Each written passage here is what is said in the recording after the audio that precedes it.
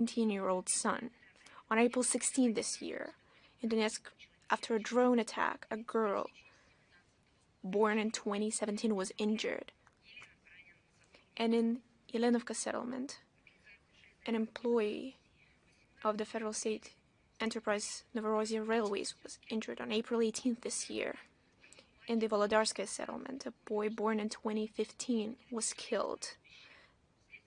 In Gorlovka, in the cemetery, due to the detonation of an explosive object, a man was killed. On April 22nd, 7 more residents of the DPR were injured, including a 14-year-old girl.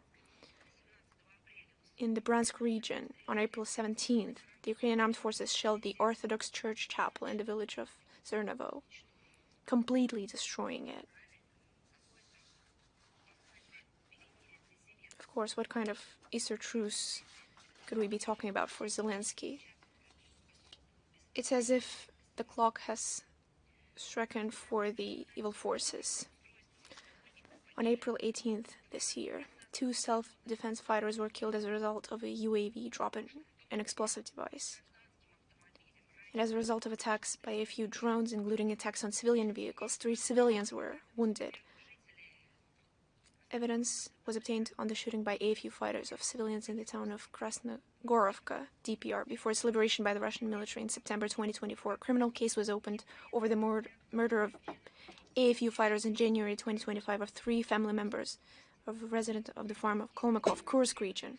Russian military investigators have identified Ukrainian AFU commanders involved in the massive drone attack on Kursk on April 15 this year.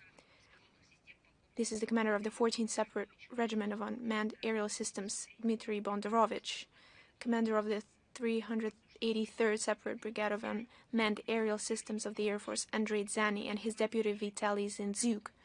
They are suspected of committing the aforementioned terrorist act, and of course they will have to pay for all the aforementioned crimes. Russian courts continue to sentence Ukrainian neo-Nazis and mercenaries for their war and other crimes. Court of the DPR has convicted in person the fighters from the neo-Nazi Azov unit, an organization recognized as terrorist and extremist and banned in Russia. So, a court order was given to Andrei Yaroshnitsky and Dmitry Gnatenko. The investigation established that in March 2022, in Mariupol, they together with their fellow soldiers, Andrei Barshek and Yuri Dmitriev, in fulfillment of an illegal order of the command, fired at least 200 shots from a mortar at a granary where civilians were hiding, and they were aware of that. As a result, 1 person was wounded. Ruchka and Yaroshnevsky each received 24 years in a strict regime colony. Ignatenko 23 years and 9 months. Earlier, Barsky and Dmitriev were sentenced in absentia to 24 and 24.5 years of imprisonment and were put on the international wanted list. Earlier detained by Russian servicemen, Alexander Chmyl was sentenced to 16 years in prison for committing acts of terrorism. On August 27, 2024, in village of Zhurovly, Kursk region, he mined roads, prevented the evacuation of civilians, and carried out acts of intimidation with the use of weapons. 15 years in prison were given to Ukrainian militant Sergei Yermeyev, who was captured in September 2024. He repeatedly opened fire on civilians and Russian servicemen near the village of Vetrino in Kursk region, as well as prevented the evacuation of residents and mined roads. 15 to 16 years in prison for committing terrorist acts were given to the fighters of the 92nd Separate Assault Brigade of the Ukrainian Armed Forces, Sergei Safronov, Yaroslav Mazur, Dmitry Gorenko, and Kirill Komarov. In August 2024, they illegally entered Russia in armored personal carriers and fired on our military and local residents, as well as mined roads. All 4 were detained by Russian servicemen. 14 and 14.5 years in prison in absentia were given to British and Georgian mercenaries Joseph Philip MacDonald and Gia Saliani, and both are on the international wanted list. The criminal case of the previously detained on the territory of the LPR mercenary from Australia, Sir Oscar Charles Augustus Jenkins. And what has this been supported by the Western aid? The West continues military and financial pumping on Kyiv. The nomenclature of weapons, which Germany is going to supply to the Ukrainian armed forces within the framework of its recently announced package worth 3 billion euros. All this considering the catastrophic economic situation in Germany. We're talking about 300 guided missiles, 100 radars, 15 Leopard tanks, 300 reconnaissance UAVs, 25 infantry fighting vehicles, 14 artillery pieces. And on top of all of that, about 100,000 artillery shells. Sweden is also increasing its military aid to Ukraine, the 19th and largest range of $1.6 billion since February 2022 was announced. Recently, it became apparent that Sweden had started transferring 2 reconnaissance planes ASC-890 that it has in stock. One of them has allegedly already arrived in the country and made test flights over Lvov region on April 21st, 22nd this year. As far as we can judge, it is meant to be used in combination with F-16 fighters. Norway plans to increase military aid to Kyiv this year by $4.6 billion to $7.8 billion. The money will be used to purchase air defense equipment, artillery shells, UAVs, to strengthen Ukraine's military-industrial complex and build up its naval capabilities. Within the framework of the so-called coalition of capabilities led by Oslo and London, the Danish government is preparing to allocate in 2025-2026 a 25th package of aid worth $960 million. $216 million for Ukraine military needs by the end of this year will be supplied by Lithuania. They've tried to gather everything they could. In its turn, the Latvian Defense Ministry is going to transfer several hundreds of reconnaissance UAVs worth 20 million euros in the near future. All these clearly testifies to the hopeless desire of the European hawks to help Kyiv change the situation on the ground in its favor. They're at a dead end with their dialects, but doing something different means recognizing the defeat of the war ideologies, and they are frightened by the obvious prospect of a Russian victory. In order to avoid such a scenario, they encouraged the Zelensky regime to continue fighting, regardless of casualties, because it's the Ukrainian citizens who are dying. And it's not just Oslo, London, Tallinn, Riga, Paris, Rome, Madrid who have no care for them. It's their own president who doesn't care about them at all.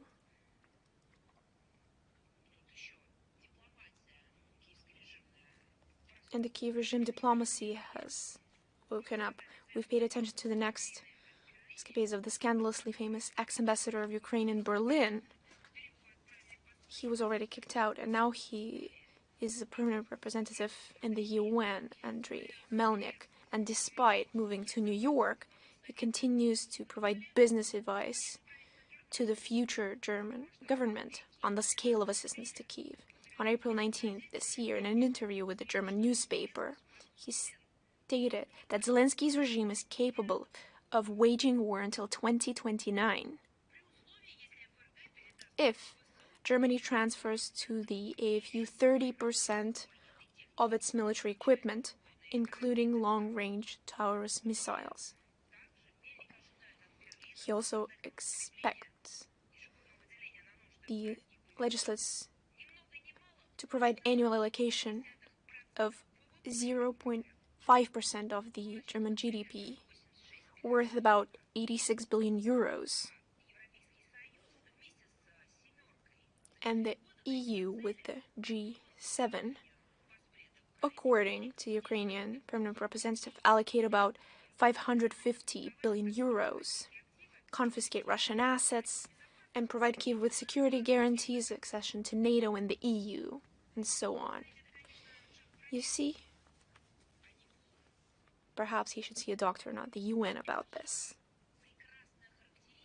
But this is great characteristics and the clear picture of what is taking place on Bankovaya. They understand perfectly that they should just intimidate the Western curators with something, and the money will flow. So this is the tactics that they are using here. Here's why the hunger of the Bankova increases to the West's military and financial assistance. With their dream of defeating Russia on the battlefield, now they don't even recall the battlefield. Just take a look at what is taking place of the world diplomacy.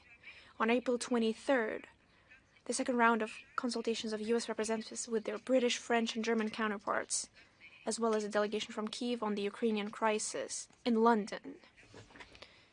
Actually, they reported that these were supposed to be consultations not just on the crisis, but on its resolution. According to Western media reports, they were supposed to discuss a certain plan, a 7-point plan, designed to open the way to a peaceful settlement. The day before, Zelensky, speaking frankly, just refused to make any concessions, stating that on legal non-recognition of Crimea as part of Russia, and he demonstratively expressed his desire to negotiate only a ceasefire, and only on his own terms. This approach by Kyiv's regime once again demonstrated its irresponsibility to reach an agreement, its lack of commitment, desire to continue fighting without regard for any casualties until the last Ukrainians. Чего им считать? Why should they? Why should they count the victims? Zelensky doesn't consider his own citizens as humans. We've seen it on the example of the peoples of Donbass, and now same logic is applied to their own citizens. It's not his money, he's never earned it. This money is supplied to him in exchange for natural resources of Ukraine and the lands of Ukraine. But again, it's not Zelensky who created these lands. After such comments, Marco Rubio and Stephen Witkoff were forced to cancel their participation in the meeting. Head of the Foreign Office of the UK, as well as foreign ministers of Germany and France, followed suit. As a matter of fact, Zelensky derailed the London round of consultations, which testified to the Kyiv's intention to derail the peace process at any price. It's exactly what they did with the Minsk agreement. It's exactly what they did with the 30-day moratorium on strikes against energy infrastructure. That's how they derailed peace talks in spring 2022, and that's how they undermined the Easter truce. Now let's turn to the Western media. They continue to publish materials about what's really happening in Ukraine. On the 16th of April, The Economist concluded that monopolization of power by Zelensky is happening in Ukraine. Well, it's better too late than never. They stress that Zelensky, who usurped power, and his assistants don't want to share power neither with the government nor with the parliament. Now I would like to ask Western journalists who suddenly have some suspicions, and previously, what do you think his plans were? It was not about democracy that he agreed with Biden. When Biden traveled to Ukraine and led sessions of the government, none of Western journalists even asked a question about democracy and the rule of law. They didn't want to know what sort of example the US Democrats were showing to the Ukrainians. Was it not a beginning of usurping the power in Ukraine? Wasn't it a mocking of law? No, the Western journalists applauded back then. It was a great picture according to them. They also applauded to the way the war was usurped during the Maidan events. They applauded when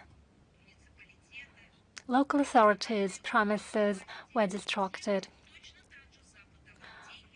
by those who the West financed. All of this led to an anti-constitutional coup d'etat.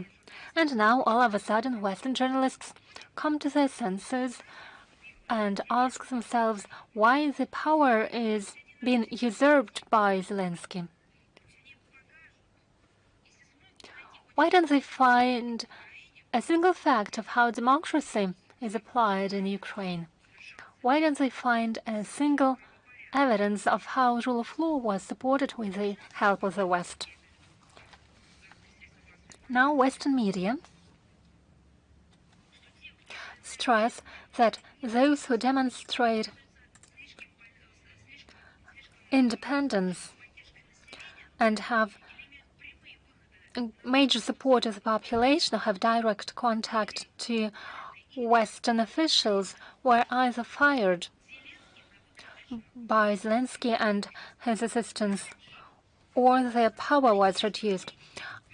And what was the situation before, when the legitimate president of Ukraine, well, remember the Maidan events, the elected president was outlawed, and it was done upon insistence of the West, and it was jubilated by the Western media, and it was to make sure that Yushchenko comes to power during the third round of elections. And now remember the second round of Maidan, which was the last one for Ukraine and its then borders. Remember how the crowd, paid by the Western money, demanded that the legitimately elected president and legitimately elected power and law enforcement agencies are stopped. Where were the Western journalists back then? We see that Zelensky, who is losing power, tries to defend his power and cleans the political field from potential competitors. His office plans to pass through Verkhovna Rada a bill that would limit the power of city mayors to 2 cadences, which may dismiss the mayors of Kyiv, Odessa, Dnepropetrovsk and other major cities. Thus, the Zelensky regime tries to establish total control over local authorities, preparing himself for a possible political upheaval. I would like to remind those in Ukraine who is still capable of reasoning, remember how negotiators visited Ukraine. What happened to the Ukrainian negotiators? Some of them were simply killed. The president's office decided to prolong the mobilization in Ukraine until the 7th of August. And in order to fuel Russophobia, Zelensky declared another set of sanctions against 18 entities and 130 physical persons of Russia. Who needs it? How can it help him or Ukrainian citizens in addressing their problems?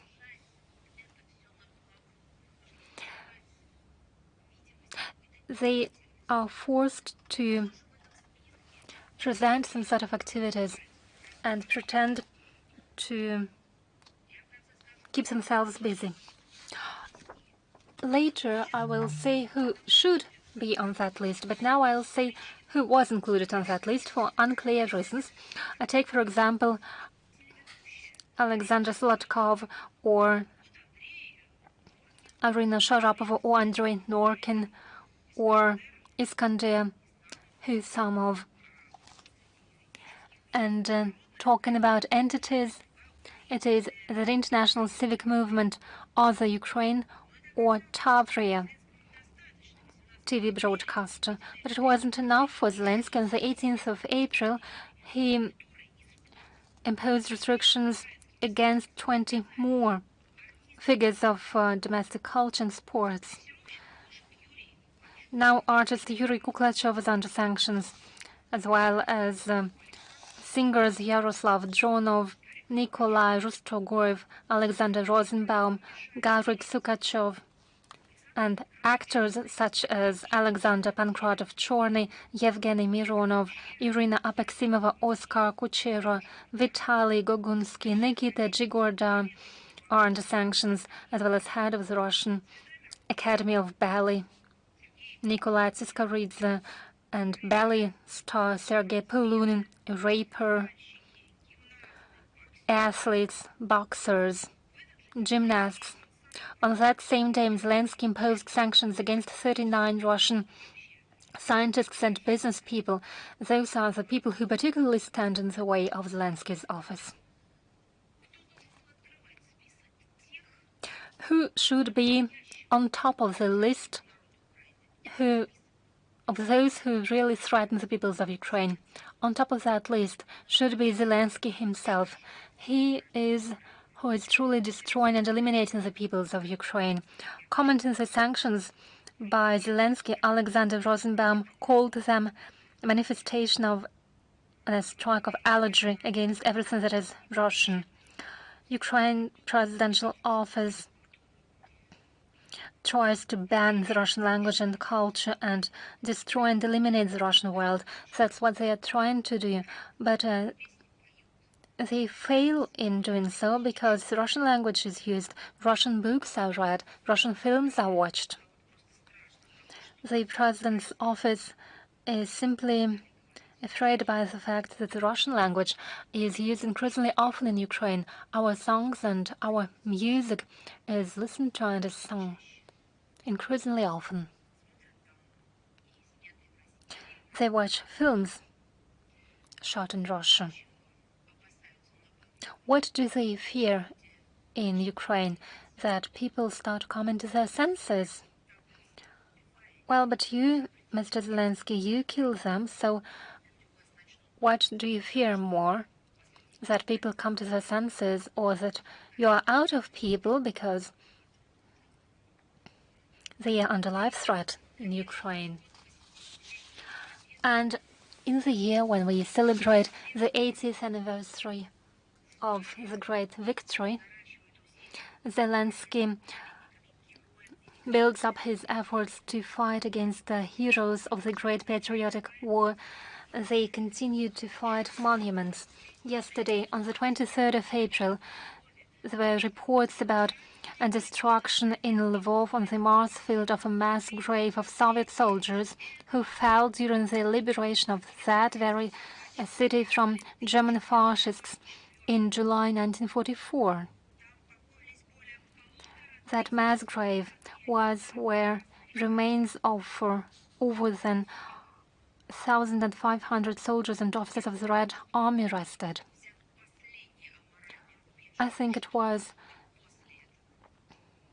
the top of immorality. What can be next? Officially, the Lvov authorities called these blasphemous actions, I quote, the work on exhumation. It was decided to carry out those works with an excavator and other heavy equipment. We feel the signature, the style of Banderovites. They couldn't win on the battlefield, but they invented a mean way to take revenge on our fighters after their death, but he'll pay for it. These facts once again demonstrate and prove the relevance of the special military operation aimed at denazification and demilitarization of Ukraine and eliminating the threats emanating from its territory. All the goals set by the leadership of our country will be achieved. In order to state the real picture and in order to steer the work of the international organization, there should be a secretariat that should be unbiased, that shouldn't take any side in the conflict. It should carry out its functions. But what is it? What are its functions? It is to fulfill its mandate in accordance with the Charter. The organization should contribute to the work of the organization on the ground to make sure the institutions can perform their work. I'm talking about the UN and its Secretariat. Are they doing it in a systemic and consistent way? Unfortunately, the UN Secretariat, starting from the times of the anti-constitutional coup d'etat in Kyiv in 2014, has been consistently pursuing the policy of double standards with regards to the events in Ukraine. We haven't heard from the representatives of the UN authorities, I'm talking about the Secretariat, any criticism against Maidan authorities when throughout 8 years the Kyiv regime waged a true war against the citizens of eastern Ukraine, which back then belonged to Ukraine. The UN never called for a direct dialogue between Kyiv and Donbas that was required by the UN Security Council Resolution 2202 that endorsed the package of measures to implement the Minsk agreements. Now Secretariat representatives tried to do their utmost in order to call the parties for implementation of the Minsk agreements and state the obvious failure to implement the failure of certain countries, primarily the Kyiv regime, to implement on the obligations. The UN was biased and they kept silent about violations of fundamental rules of international humanitarian law, including the use of peaceful civilians as a human shield and placement of military equipment and fire positions in residential areas, as well as attempts to torture war prisoners and civil population. Sometimes, when it was not possible to interpret such actions in any other way, the UN Secretariat pointed to some sorts of violations of the international humanitarian law. Well, it's so easy not to call things by their proper name. The UN Secretariat tried to demonstrate its equidistance, and sometimes it voiced the calls for restraint to all parties of the conflict. It was in a situation when children were killed. They called for an independent investigation and bringing those responsible to justice, but they stressed they didn't have proved information and evidence about which side was responsible for the shellings. But they accused Russia of what it had never done on a regular basis, and in those cases they have enough of facts and emotions. Look at this situation. When the staged events took place in Bucha, when the tragic events in the rail station in Kramatorsk happened in April 2022, or when civilians were evacuated from Azovstal in May 2022, or when a terrorist attack happened on the Crimean bridge in October 2022, where the world was witnessing the inhumane crimes of the Kyiv clique against the civilian population in the Kursk region after the incursion of the armed forces in Ukraine in August 2024, or when Russian journalists were killed. The UN Secretariat didn't utter a word. They ignored the staged events in Bucha. Quite on the contrary, they said Russia was to blame. But when it was obvious that the terrorist attacks against the Crimean bridge, where civilians were killed, it was obvious that the Kyiv regime was to blame. The UN Secretariat preferred not to notice it. There were many crimes that the UN Secretariat kept silent about. The UN Secretariat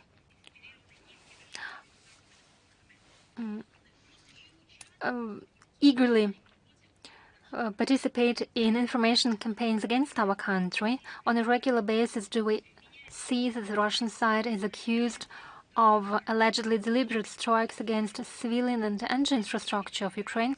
Let me give you a fresh example. It was a comment by the press secretary of the UN Secretary General, Mr. Dujarric, about the April events in the city of Sumy. He spoke about a series of attacks against Ukrainian towns that led to victims among civilian population and large-scale devastations. On political aspects, the UN demonstrated the same attitude. In particular, Secretary General made a series of biased assessments regarding the expression of their will by the population of the Zaporozhye and Kherson regions and the Donetsk and Lugansk People's Republics. According to Guterres, the decision to annex the Donetsk and Lugansk People's Republics, as well as Zaporozhye and Kherson oblasts, will have no legal force, and it deserves, according to him, any sort of accusation and condemnation. These people remember what was done to their great-fathers and great-grandfathers. This is a people who suffered from Derailment after World War II.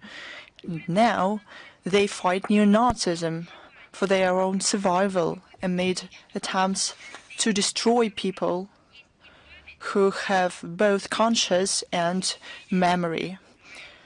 We are confused by the selective approach of Secretary Guterres and other high officials of the organization to citing the terms of the UN Charter.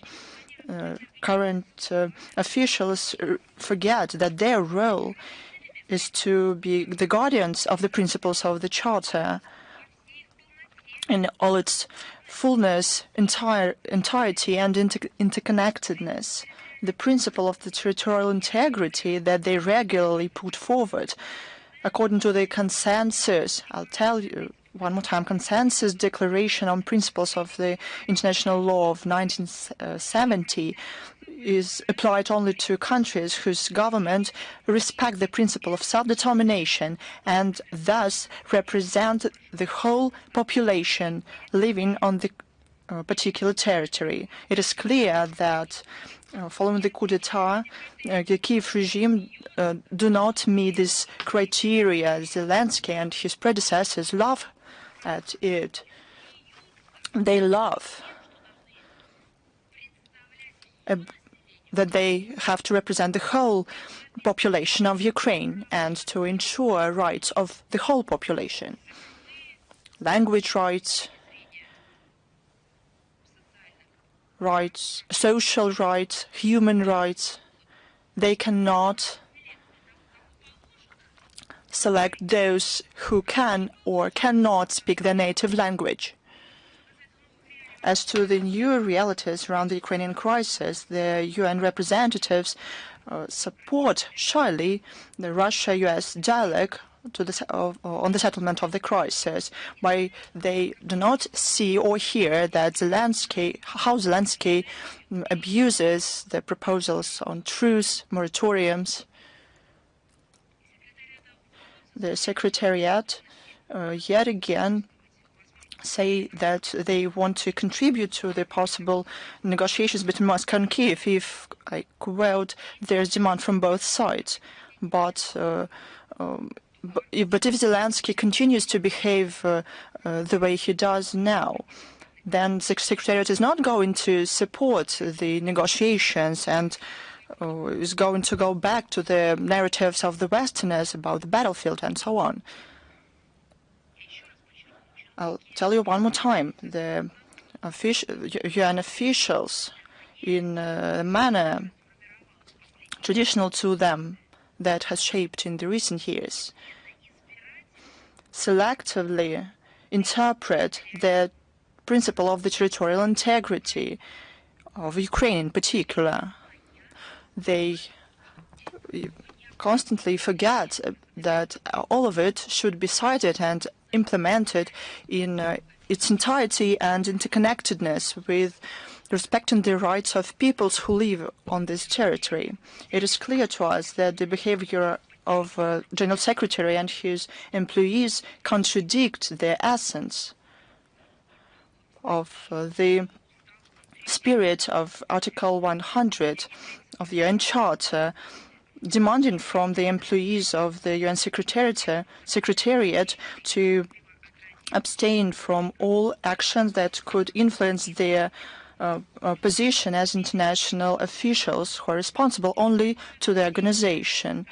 They also contradict Article 97 of the UN Charter that enshrines this role as the main administrative official of the organization.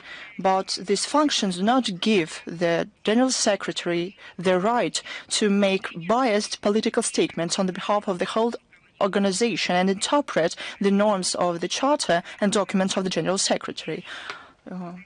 Again and again, Secretary Guterres and his employees abuse their authority and de facto join in the anti-Russian front. It is said that the UN employees prefer to be mouthpieces of the Western propaganda and participate in putting pressure on member states. They should be guided by the spirit of the UN Charter. Amid this, there's no talking about potential mediatory role of the Secretariat. It's strange. It is strange. We talked about the Western support. It is done by the NATO countries because it is there where this logic emerged. And the plan to implement this aggression emerged there. But let us talk in greater details about the alliance. All the current activities of NATO is aimed at countering Russia and amplification of their influence to the regions of the world where NATO member states, there are no NATO member states to stir up the situation. They essentially came back to the ideology of the Cold War and built up their military presence on the eastern and northern wings. Close to our borders, there's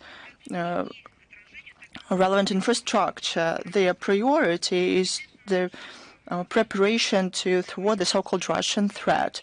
We know that it provides for military exploration of territories of NATO member states bordering Russia, the preparation to hostilities, establishment of armament depots, and so on. They do not even hide it. Those are not reconnaissance data. That's what they say as an action plan. For example, in the NATO member states close to Russia, there's deployment of military tactical group. They transfer armies and equipment to the eastern wing. They deploy military contingent of European countries close to our western borders in the Baltic Sea, the Black Sea region. Here there are more than 100,000 American soldiers and specialists. About 20,000 were additionally sent there since 2022. They develop air defense systems. They talked about the deployment of American middle-range missiles. In summer 2024, we see a potential of the ballistic air defense of NATO building up. On January 14, 2025, during the so-called regional NATO summit, we heard statements about the new mission of the alliance, Baltic Sentry. We talked about it already. I'll remind you, it is aimed at, yet again, no one is hiding it, at protecting critical infrastructure. At the same time, they will try to achieve the control of navigation in the Baltic Sea with the stress of the so-called shadow fleet that ostensibly used by Russia. NATO strives to claim military superiority in the Arctic as well. There's about 50 military infrastructure facilities of Russia, of the US, Canada, Denmark, Norway, Iceland. There's active military exploration of the alliance of the territories of new member states, Finland and Sweden. These countries host joint events with armed forces of NATO states. We're talking about the Finland that we peacefully have worked with for decades. We had a lot of plans, from interstate big projects to border cooperation. But this is it. The NATO's get even to this potentially peaceful state. It is pumped with everything, with Russophobia and armament. In July 2024, on the sidelines of the NATO summit in Washington, the Ice-Pact Icebreaker collaboration was signed between Canada, the US, and Finland. They developed the coalition potential of the monitoring of the situation in the region with special stress to watching the Russian Northern Fleet. They plan to open 8 radio location stations on the territory of Norway. There's greater scale and number of exercises of the alliance and their member states, with scenarios not only of defensive but of offensive character as well. And Russia is openly called an enemy. In 2024, more than 1,000 exercises took place. They took place from January through June 2024, and Steadfast Defender 2024 became the largest since the Cold War. In a number of exercises united by one aim, which is to counter an equal enemy in the eastern wing. With firing and bombing, about 90,000 people were involved. They took place on the territories, waters, and airspace of majority of European NATO member states. They were also training to transfer soldiers from the US through the territory of Europe to the Russian borders. In 2025, the intensity of the military preparation of NATO keeps up. The major exercises took place on the territory of Bulgaria and Romania, January 13, February 26, Norway, February 4 to 8 in the Mediterranean, March 3 to 14th. There's plan to have exercises in the Baltic states and Poland in April and June, and in the Arctic region. They train scenarios of numerous national and international exercises are focused around the potential confrontation with our country. NATO did not give Europe any added value in terms of stability and security. On the contrary, its geopolitical expansion eastwards led to a military conflict and destruction of architecture of European security. NATO's confrontation with Russia and building up of their military potential create threats to security for us and the whole world. But the situation in Ukraine, provoked by NATO, led to tectonic shifts in economy, food security, information security. Countries, until now, cannot adequately respond to what was created with the hands of the Biden administration and implemented by the Kyiv regime. Let's see what's going on right now. What is going on the European continent in its western part? There's more risks of incidents that can turn into a direct military conflict with tragic consequences for Europe and the whole world. And all of it takes place amid rewriting history with a very high rate and the start of a full-fledged anti-Russian neo-Nazi ideology, as like this genie is consciously is out of the bottle. The NATO imposed the militarization and new dividing lines. This does not contribute to security in Europe. This is to the issue of the topic that we are called aggressors in the Western media. I gave facts of those who indeed militarize and have destructive aims. We talked about Finland. There were a lot of questions. Russia for decades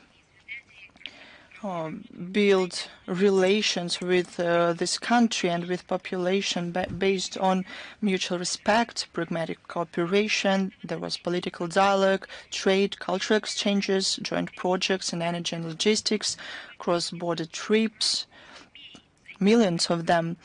A lot of families were created, and all of that seems to be a solid foundation of good neighboring.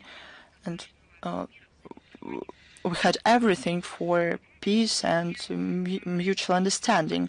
I remember how former President Niinistö praised, I quote, direct and clear dialogue with Russia, and said that there are no problems in the relations, and we did not have from our side.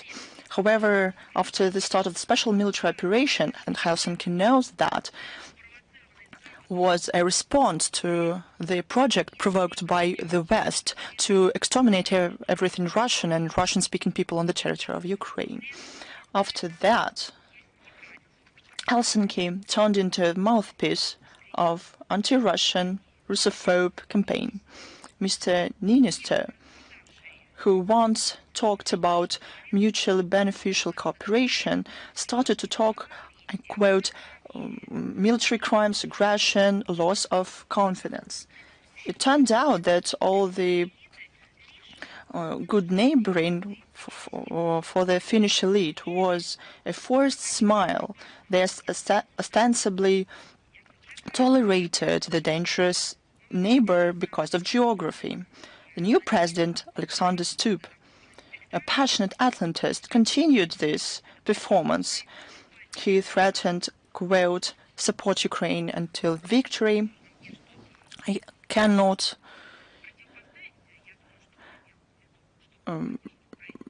really tell anything else. He probably talked about the victory of Russia, but he cannot say that directly.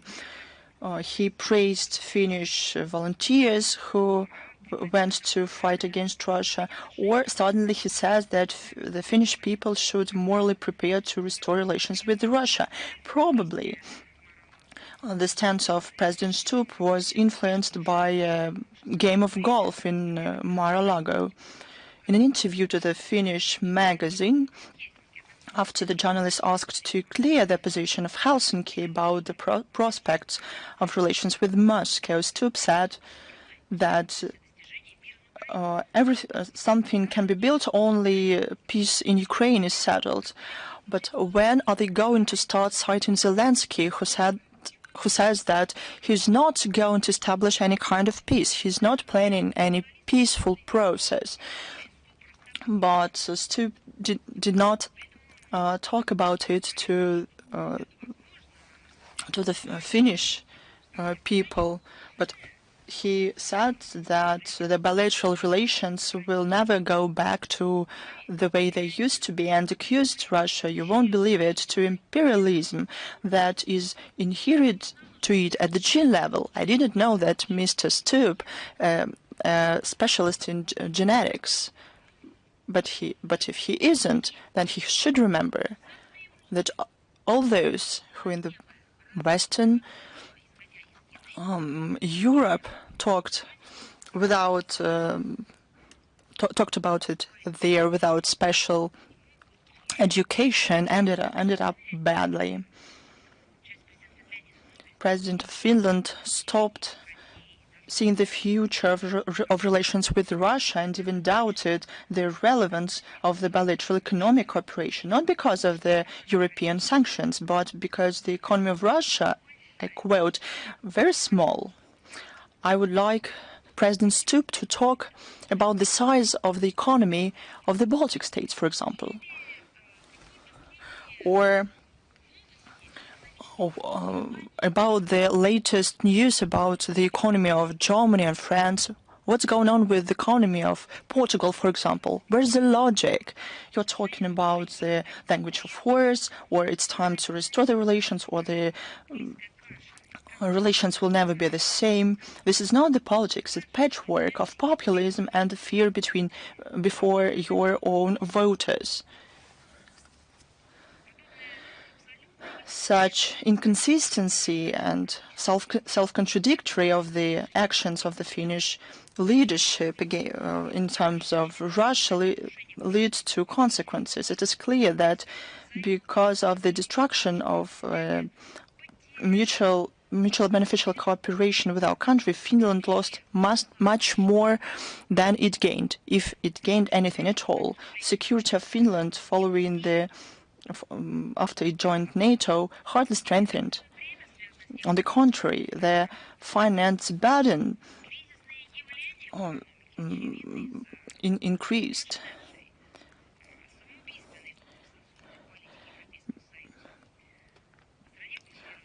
There's an atmosphere of military psychosis. After severing ties with economic ties with Russia, the Finnish people continue to suffer multi-billion losses. And this list of the results of the anti-Russian policy of the current Finnish leadership can go on. The irony is that the Finnish authorities recognize on their own there's little left from the earlier relations. Instead of analyzing their own mistakes, they continue to blame Russia. It's very convenient, and they receive money for this, probably. But this begs the question, who benefits from turning Finland into a base of confrontation? The clear is clear. It's to NATO. I talked about it. It is beneficial to those who benefit financially from somebody else's conflicts. Russia.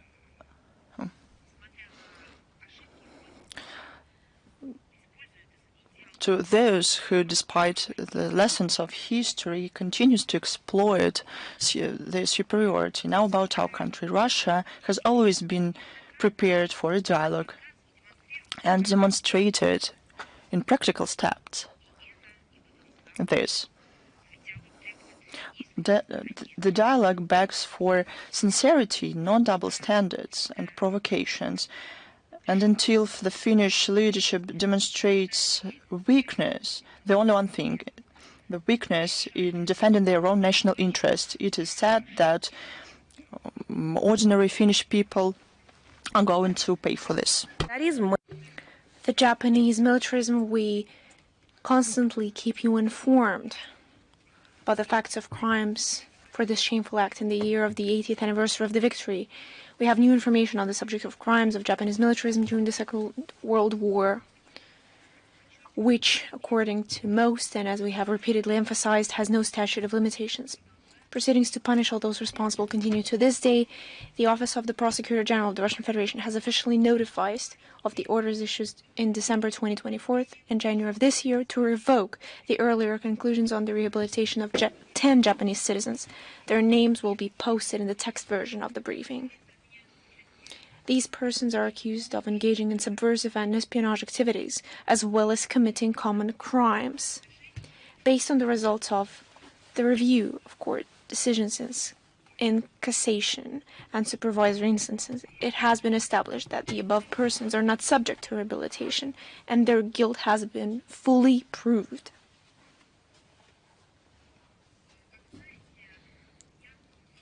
As you know, Myanmar was shaken up by an insane mass-scale event, a powerful earthquake on March 28th. The territory of the Republic was truly shaken up by the earthquake. It has shaken the cities. It was the largest earthquake of the 7.7 magnitude, which caused large-scale destruction of infrastructural and social objects, mainly in Sagaing administrative region, Mandalay and Naypyidaw cities. As a result of the earthquake in Myanmar, according to official data, 5,106 people were affected. More than 3,700 people were killed and 129 went missing. According to the Russian embassy in Yangon, among the dead in Mandalay, there is one Russian citizen who worked as a teacher in a local secondary school. By order of the President of Russia, within the framework of rendering humanitarian aid to the friendly Myanmar people, 5 Il-76 planes of the Russian emergency services arrived in this country on March 29th and March 21st. 264 people team from Russia came over, which included employees of the Centrospas Air Mobile Unit, Center for Special Risks, Special Operations Leader, Canine Team, anesthesiologists, and psychologists. Other doctor brigades came over, a team from Emergency Pediatric Surgery and Traumatology Clinic of Dr. Roshel and 4 doctors from the Republic of Kalmykia also arrived in Myanmar. A total of 10 flights were operated by the Russian Emercom to Myanmar, delivering 157.5 tons of humanitarian aid, tents, mobile power plants, foodstuffs, essentials. Medics of the Centrospas detachment resuscitated 2 people who were brought to an air mobile hospital with cardiac arrest. Specialists of the Ministry of Emergency Situations of Russia found and extracted 1 victim alive from under the rubble, as well as 37 dead bodies. 130,000 square meters were surveyed to identify people under the rubble. Doctors of the Field Mobile Hospital provided medical assistance to 508 citizens, including 94 children. 68 surgical operations of varying complexity were performed. Chairman of the State Administrative Council, Prime Minister of the Republic of Myanmar, during his visit to the location of Russian rescuers, expressed his gratitude for the assistance in eliminating the consequences of the earthquake. The work of Russian search and rescue teams was highly appreciated by international organizations, in particular the UN Office of the Coordination of Humanitarian Affairs. More on the World diplomacy. Today, the world community celebrates the International Day of Multilateralism and Diplomacy for Peace, established by the UN General Assembly Resolution 73/127 on December the 12th, 2018, which was introduced at the initiative of Venezuela. This day is intended to recall the importance of the collective efforts of states to resolve global problems, prevent conflicts, and promote peace. Today's challenges include international terrorism, extremism, drug trafficking, organized crime, cyber threats, information wars, climate change, new pandemics. In order to deal with these threats, which undermine international stability, we have to coordinate action by members of the international community, driven by recognizing their common responsibility for the fate of present and future generations. And here the UN plays a special role in this effort since its foundation. This organization has been a unique and indispensable platform for building interaction between states, thanks to its universal legitimacy, which is unfortunately undermined by the global minority, but it's still holding on thanks to their special competence and maximum representativeness. The UN is able to make contribution to the maintenance of international peace and security, to promote human rights, and the UN Charter is of key importance for the full realization of the potential of world organization. This document is rightly considered the cornerstone of the world order. Of course, it's subject to many efforts of the world minority to undermine it. The UN Charter has been considered the code of conduct for many states in order to provide peaceful and harmonious coexistence. And the postulates of the UN Charter constitute an integral system that must be strictly observed in their entirety, totality, and interrelation. Unfortunately, in recent times, the UN-centric system of international relations is in deep crisis. The reason is in the unilateral actions of certain Western states that believe in their own exclusivity and infallibility. They are increasingly using their advantage in order to push forward their unilateral decisions, trying to mobilize efforts for their destructive endeavors. They've already usurped the Secretariat of the organizations, turning it into an agent of the interests of the collective West. And I would like to once again recall of the world minority. The concept of a so-called rules-based world order is aimed at revising the international legal architecture and creating alternative decision-making mechanisms that bypass the UN. Russia has consistently advocated strengthening multilateralism as a responsible member of the international community, primarily by restoring the authority and central coordinating role of the UN. And the group of friends in defense of the UN Charter occupies an increasingly important place in collective efforts promoting the interests of the world majority, countering Western attitudes. We call on all countries to adhere to multilateralism as an indispensable element of a lasting, just world order, to develop interaction on the principles of equal rights in compliance with the UN Charter. Another important date.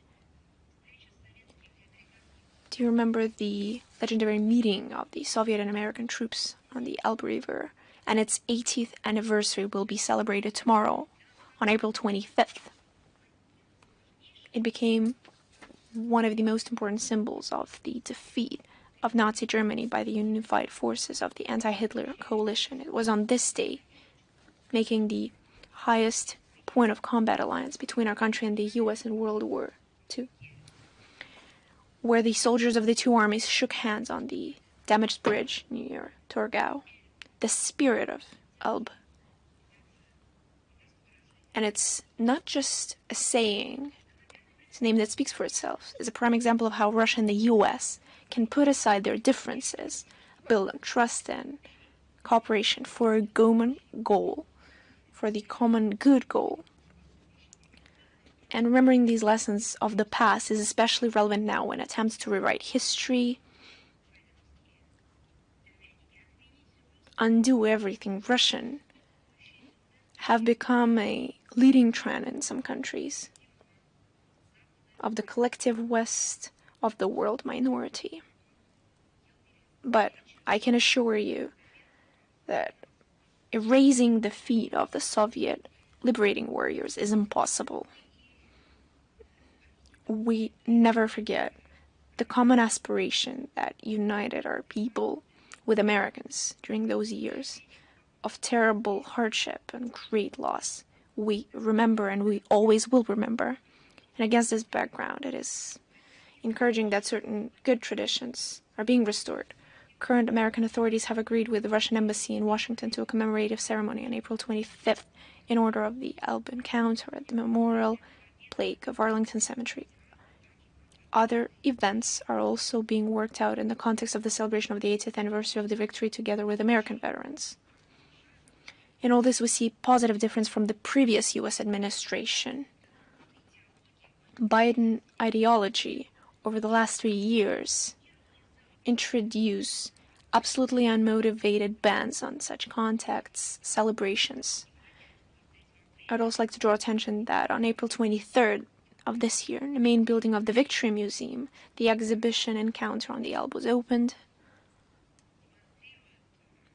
demonstrating world-renowned photographs of the meeting between the Lieutenant William Robertson, commander of the reconnaissance group, and the platoon commander of the 173rd Rifle Regiment, Lieutenant Silvashko. Museum visitors will be able to see a unique map, Your War, presented by an American officer to Guards officer, which reflects the path of the Allies in Europe towards one another. The exhibition also presents awards, documents, drawings, gifts, souvenirs, weapons, military uniforms of Soviet and American officers that authentically recreate images of soldiers, bringing us back to those minutes and those times when soldiers rejoiced at the joining of the fronts and the soon completion of hostilities in Europe. The exhibition is also followed by fragments of news footage made by frontline cameramen who were present at those meetings. The exhibition will be open until May 18th. We invite everyone to take a look at it. And of course, we will publish links to the website in the text version of today's briefing.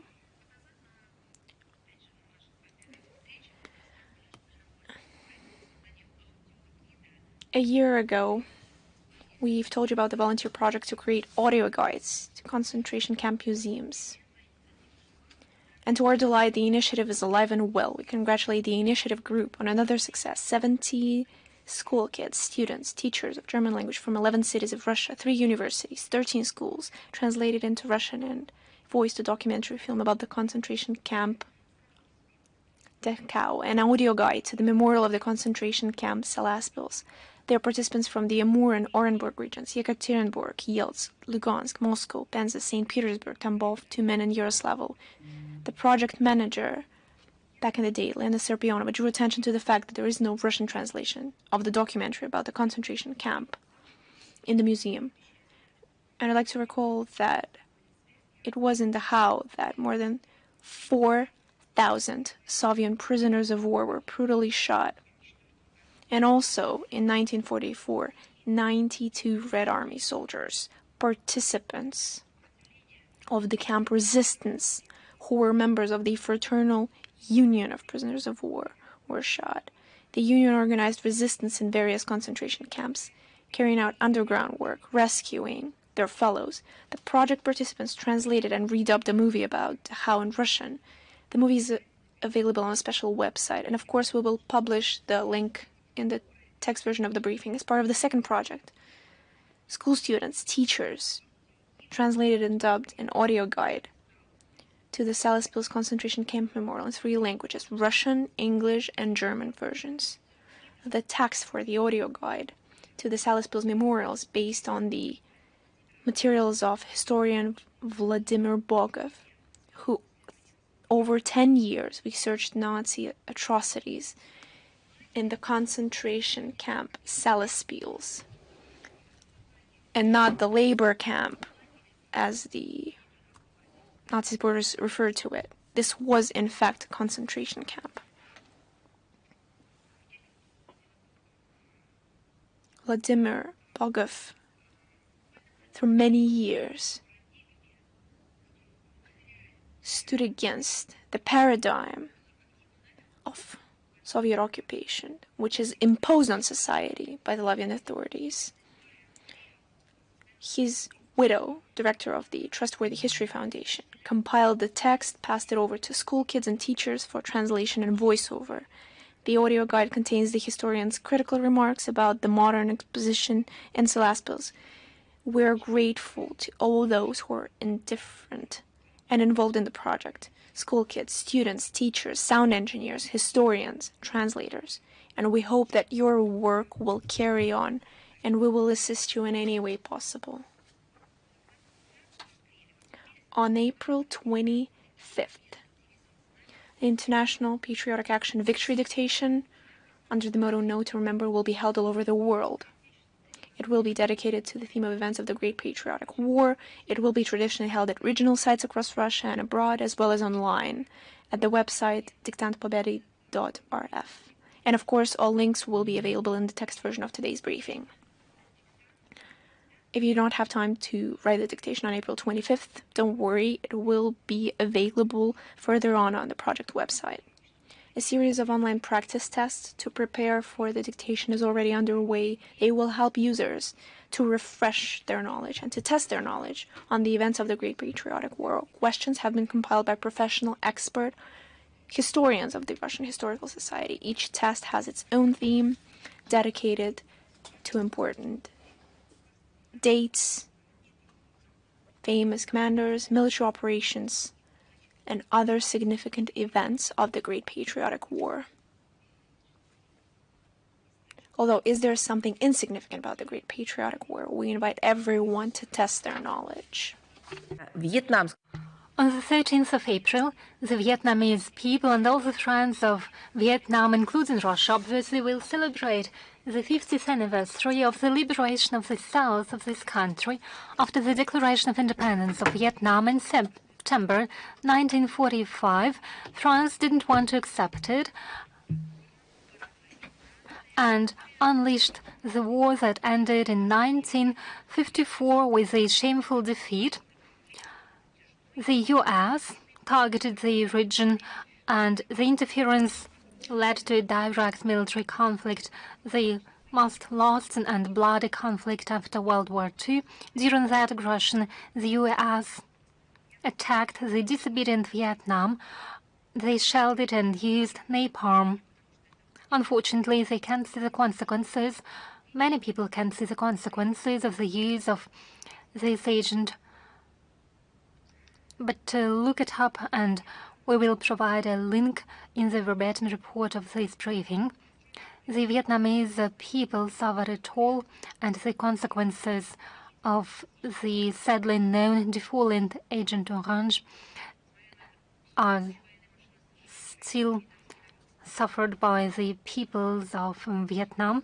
Despite the power of the US military machine, the heroic Vietnamese people won that war and defended its right for independence and independent development. We have always took pride in our significant contribution to that victory, restoration of the economy of Vietnam, and in the post-war period we congratulate our Vietnamese friends. We are happy to see their inspiring success in the economic and social sphere, and the 24th of April will mark the 110th anniversary of one of the most tragic events in the first half of the 20th century, the Armenian genocide of the Ottoman Empire. Russia has always considered the sorrow of the broadly Armenian nation as its own. According to historical records, in 1915, the Caucasus Army of the Russian Imperial Army, at the instruction of Tsar Nicholas II opened the Russian-Turkish border and saved no less than 350,000 Armenians. Moscow position is well known. It has been consistent and is based on the humanist tradition. In 1915, on the initiative of the Russian diplomacy, the leading participants of international community qualified the events as a crime against humanity. Modern Russia was one of the first ones to recognize the genocide of Armenians in the Ottoman Empire. The State Duma back in 1995 and 2005 adopted rulings condemning the genocide of Armenians in 1915, 1922. In 2015, President of Russia paid a visit to Armenia and participated in the ceremony in commemorating the victims and expressed his sincere sympathy for the Armenian people. Traditionally, many Russian cities, not only Moscow, will host many commemorative events, including representatives not only of Armenian community, but also of peoples of all nationalities. And another announcement, association of the studies named after Gromyko, the McGill University, the Institute for Europe and the Academy of Governance under the President of Belarus opened the call for applications of young international relations experts from the CIS. Original, previously unpublished scientific articles and analytic reports of individual authors or groups of authors aged under 40, dedicated to a wide range of international topics of international relations, are invited to participate, including geopolitical processes and prospects of integration in the post-Soviet space, as well as threats to international security, the role of the UN, and preservation of historic truth and fight against falsification of history. The project is implemented since 2018. The final round will take place on the 23rd and 24th of July. The event will include presentations of analytic reports of young experts and a ceremony of presenting awards. In order to participate, you have to apply until the 16th of May on the official website by attaching the questionnaire and the article. The links will be present in the text of today's briefing.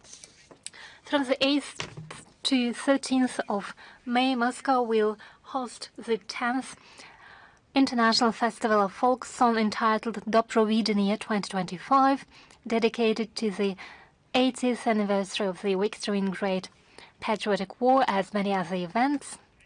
What is WWII, or Good Vision, as it may be translated? Who initiated it? It was in May 2014. It was initiated by hero of the Soviet Union, cosmonaut Valentina Tereshkova, people's artist of the USSR and hero of labor of Russia, Iosif Kobzon, and deputy of the State Duma Oleg Nilov. The festival aims to preserve and develop the culture of folk song and at promoting folk traditions and true spiritual and moral values. Year by year, increasingly more artists and ensembles participate. The geography of WWII covers almost all regions of the Russian Federation and foreign countries, including China, India, Serbia, Moldova, and many other countries, thus contributing to strengthening and developing the cultural ties, not just formally or in an ad hoc manner. Since 2014, this tradition has not only been kept alive, but it has expanded. This year, WWII will bring together over 1,000 gifted artists from Russia and abroad, and events will take place on the best premises of the Russian capital. The main stage will be the State Kremlin Palace. The State Academic Kuban Cossack Chorus will be there, as well as the State Academic Omsk Russian Folk Chorus and the Academic Russian Folk Chorus named after Pyatnitsky. The first event will be the presentation of awards of the National Award entitled WWII 2025.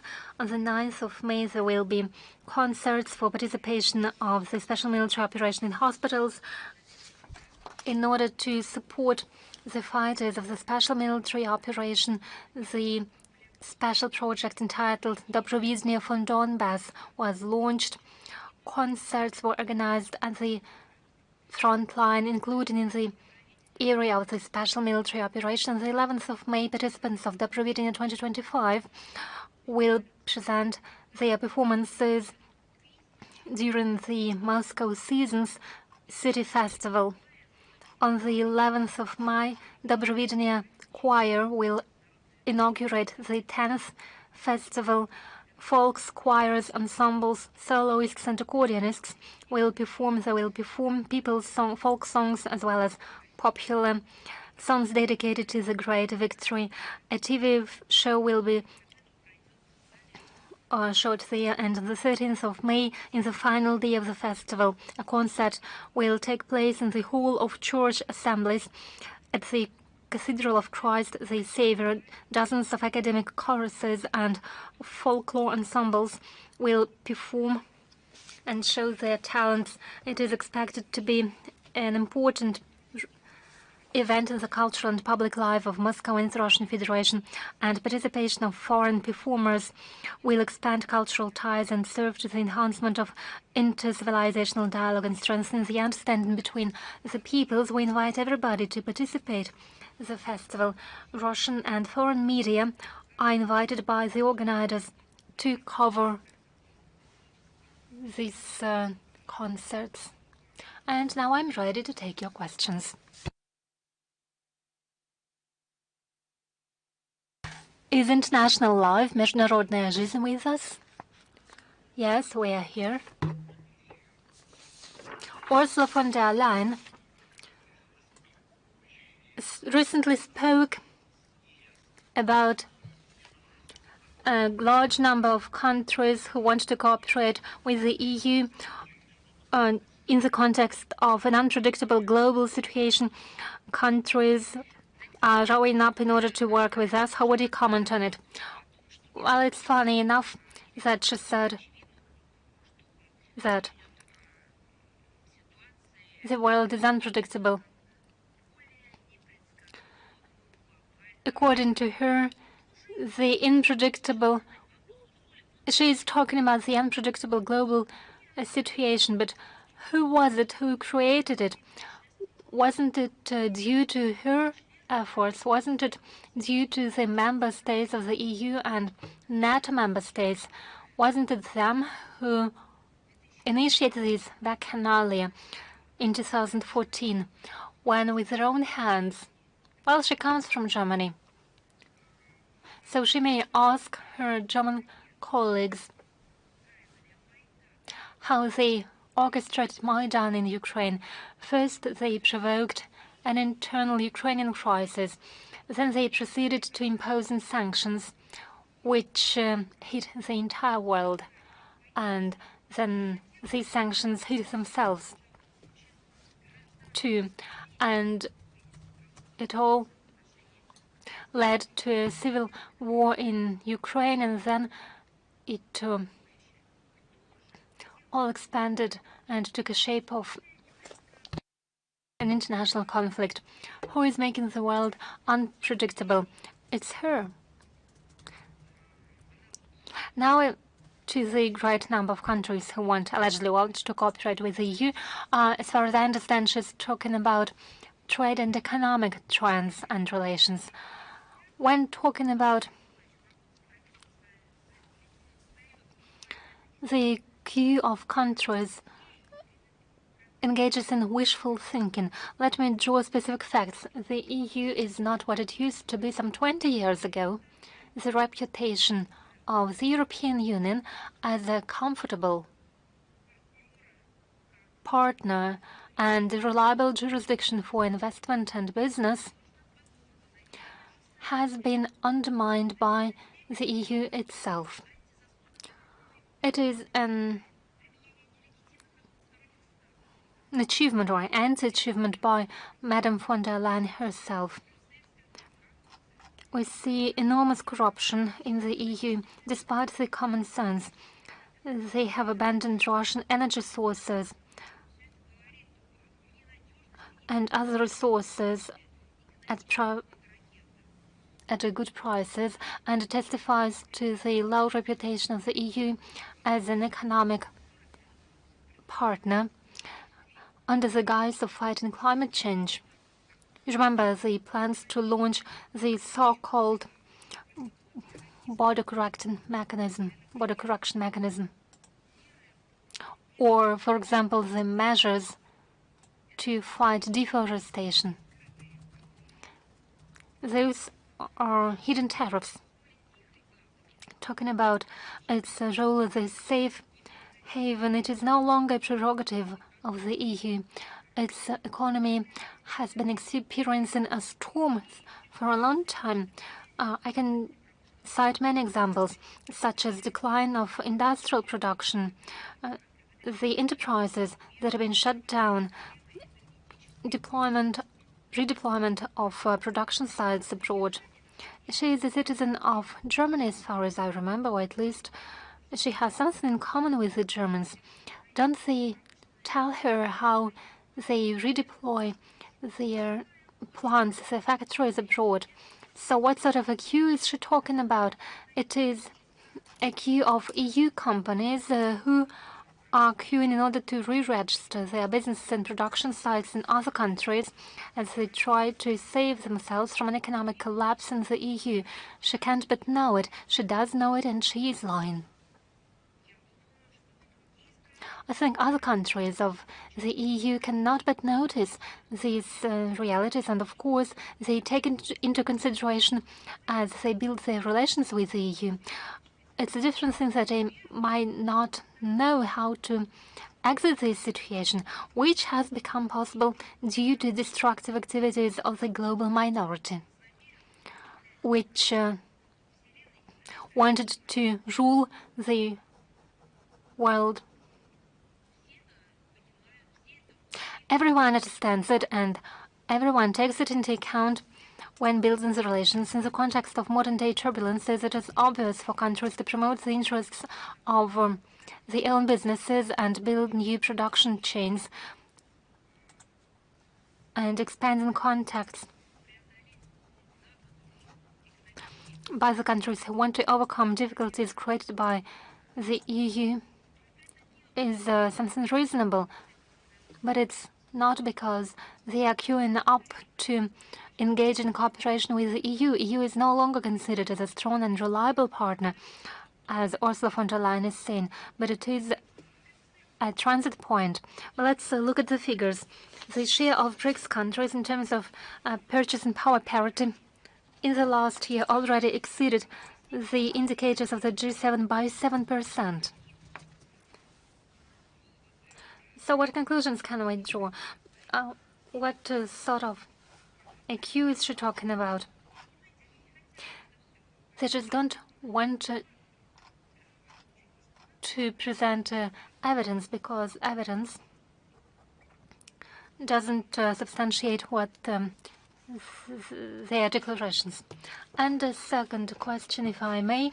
On the 18th of April, in Kyiv, an exchange of diplomatic notes took place between representatives of Japan and Ukraine regarding the allocation, or rather a provision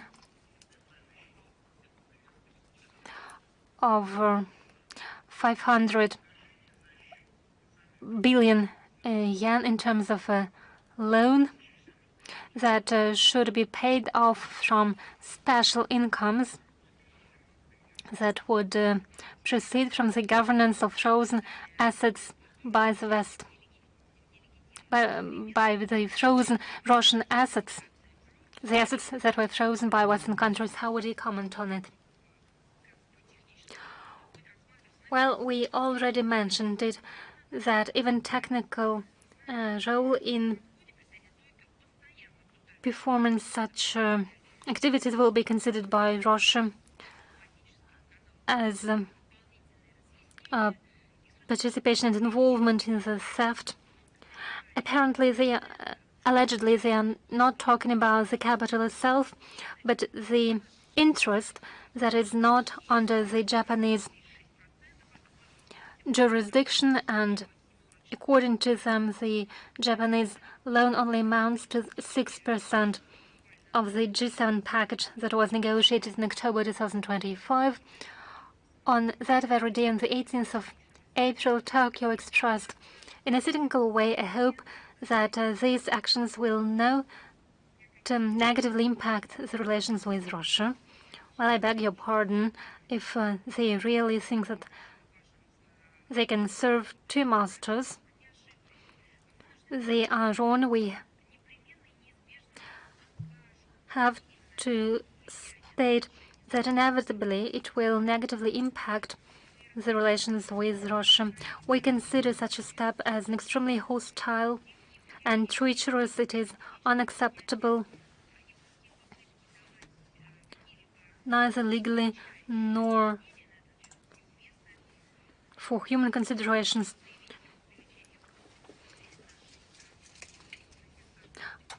Probably Tokyo wants to enhance the debt to our country by 500 billion yen, probably. And if they provide the profit to the Kyiv regime, it will be considered by our country as involvement in the crimes committed by the Kyiv regime, and it will entail practical countermeasures, including asymmetric countermeasures, and it will inevitably impact the Russian-Japanese relations, for which the Japanese government will be to blame. Thank you. Is Ria Novosti here with us? Yes, good afternoon, Madam Zakharova. We have two questions today, if we may.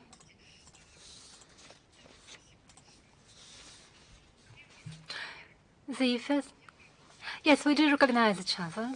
That's good.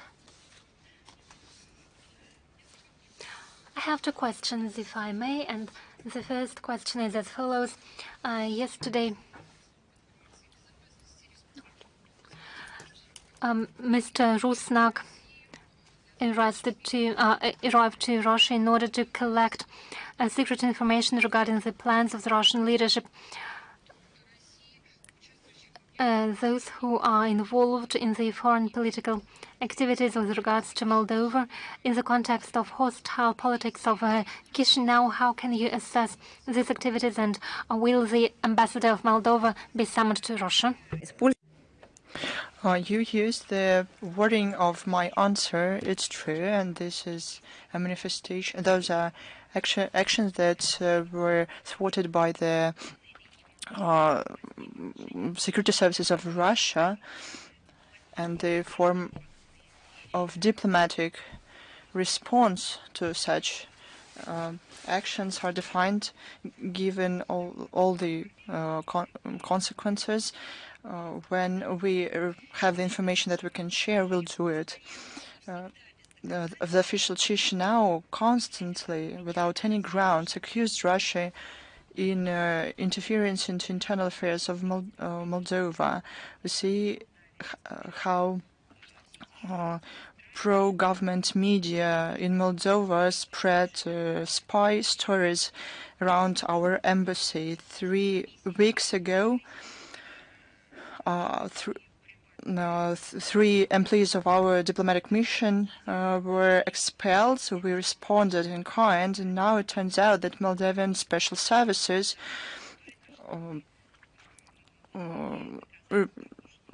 collect data on the territory of our country. This proves that what Sandra does, she does on purpose to sabotage between our countries and to make the lives of their citizens more difficult, to rewrite history of our countries, our common history. This is one more example. Thank you very much. I have question too, of course, about Moldova again. On April 22, authorities in Moldova de facto demonstrated that yet again they distanced themselves from the celebration of the Day of Victory.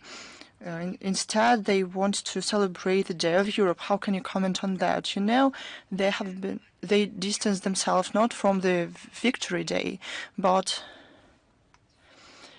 from conscience. And I think they have such a distance between themselves and conscience, so I'm not sure they will be able to find it. It will be lost.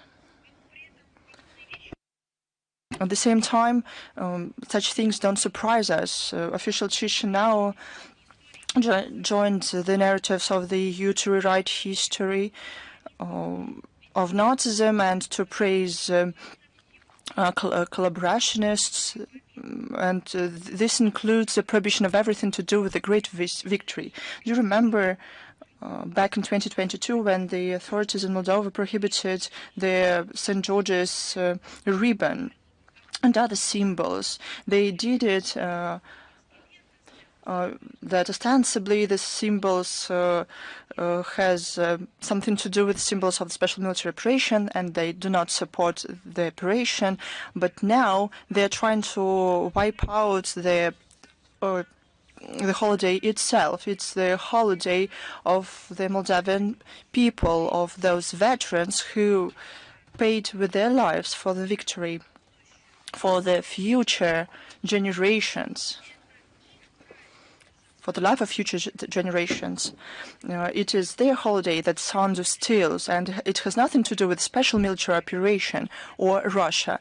It is connected to the fact that they destroy in a cynical way the population of Moldova. They do it politically and ideologically. They feel good about abusing their own veterans. What we're talking about now is only part of anti-national policy of the Sandu regime. It is aimed, globally speaking, to dismantle sovereignty, history, and national identity of the country. What for? She is a citizen of Romania. She renames the Moldovan language with the Romanian, and she enshrines all these changes by law. Now she has to forge a breach with Romania, and that's why they need to strip Moldova from its identity. And veterans are on their way to do so, because this but the Moldovan history won't work for Romania, and the Moldovan people has their own history. That's why the regime wants to wipe it out and to they want to the Moldovan people to become the victim of pro-Romanian policy. But this is not the only one fact that proves anti-national policy of Sandu. I'll give you several more examples. The authorities try to manipulate one of the most sensitive topic for the people. It is the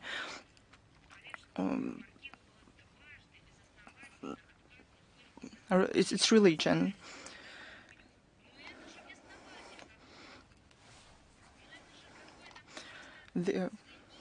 This is cynical.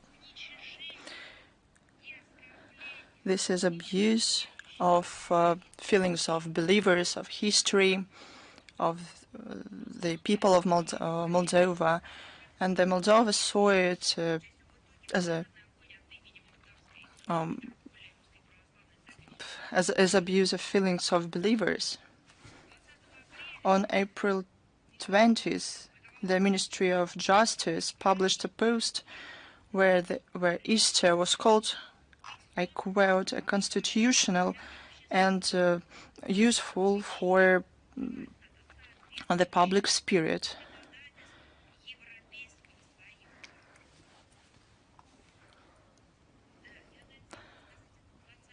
Probably I forgot to mention that it's April 20th, 2025.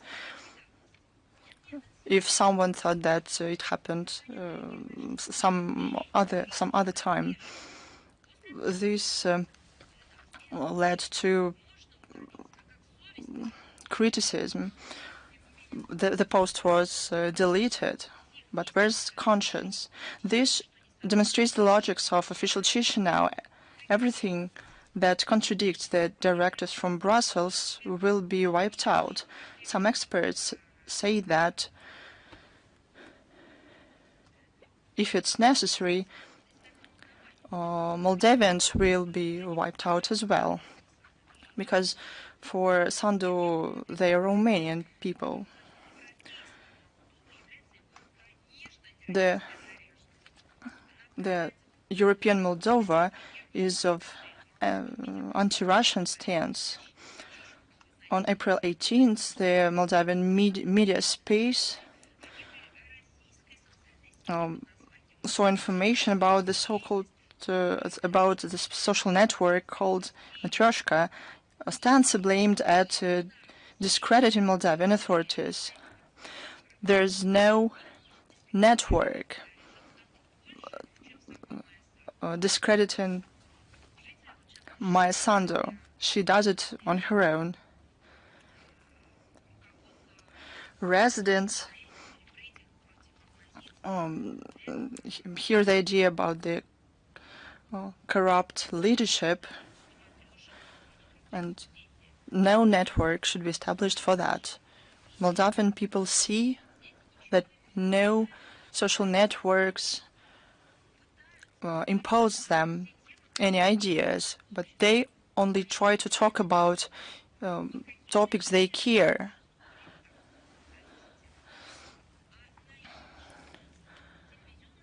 On their own TV channels, the policy of forced Europeization. Moldova has always been part of the European continent. We know that everybody who is recruited by the Brussels bureaucracy can know no geography. And probably the Moldavians now will have to think that they have never been Europe, but they have always been. They cannot become even more European. But if they are talking about economy, then the EU should think about themselves first.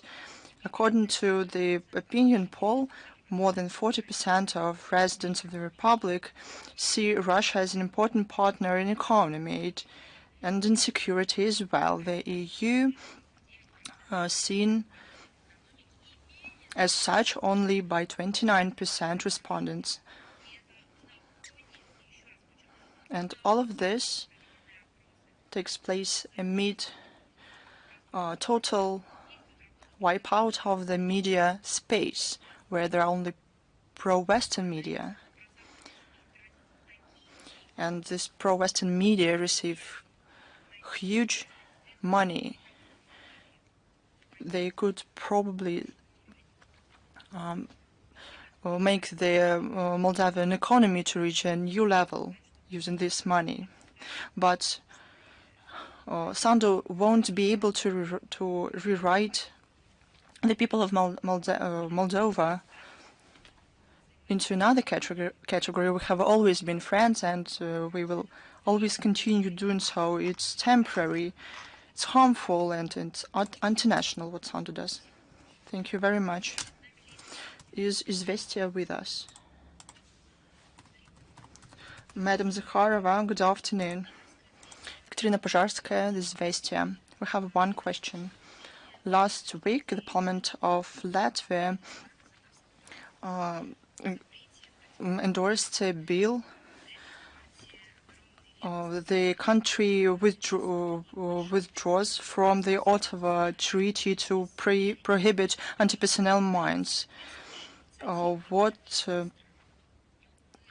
the relevant initiatives of the European countries can testify to. According to the information that we have, the recent joint statements of the Baltic states and Poland about the withdrawal from the convention to ban the use, production of anti-personnel mine, the so-called Ottawa Convention, is aimed at development of interaction with producers from the USA. All of this is done for the interests of NATO. The place to organize of mass production of such armaments is the Baltic states and Poland. The money will be given through the EU, including the program Rearm Europe. The technical support will be ensured by the US. They plan to use the mine fields in the eastern wing of NATO and for the Ukrainian forces. They want the escalation on the European continent. They rewrite history and purpose so that no one from the current generation remembers what such ventures ended with in the past. The security of Europe cannot be built on the ruins of common sense. And landmine fields won't facilitate peace and cooperation. This fraught with harmful consequences for security on the European continent. They show their true selves as provocators. Thank you. Thanks to you, is Balt News with us.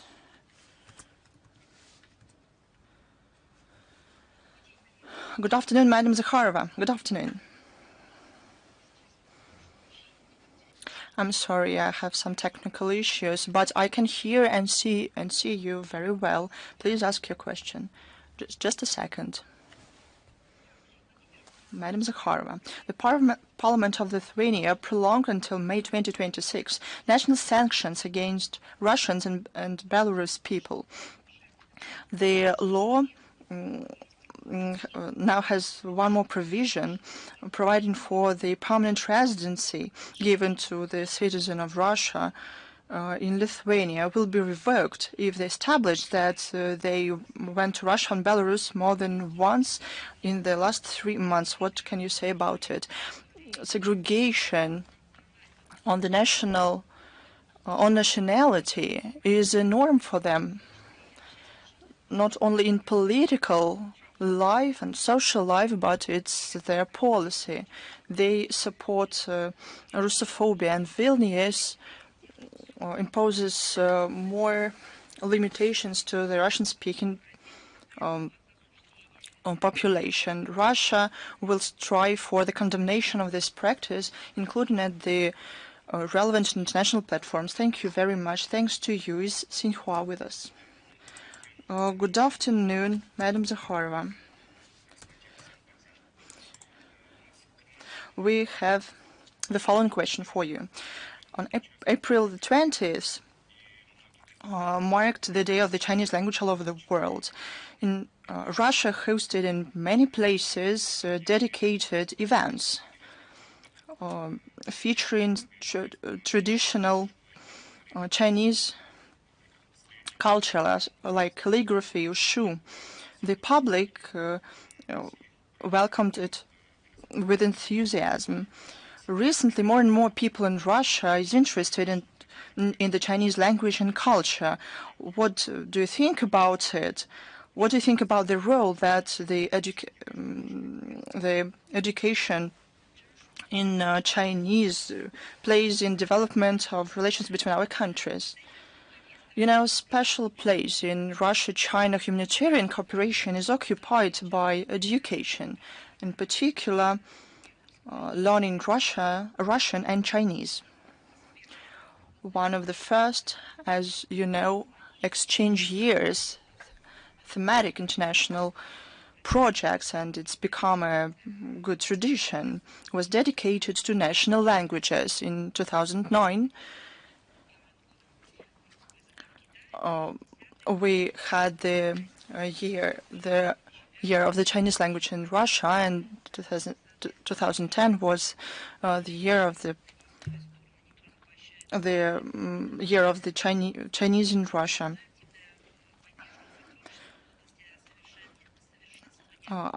We encourage mutual education in Russian and Chinese. This track is an important component of bilateral relation and plays an important role in strengthening confidence and friendship.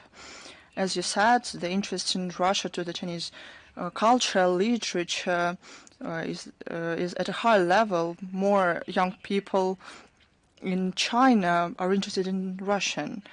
Now our countries play a leading role to preserve the world's stability, security, to preserve traditional values, the values of civilizations, to preserve historical memory.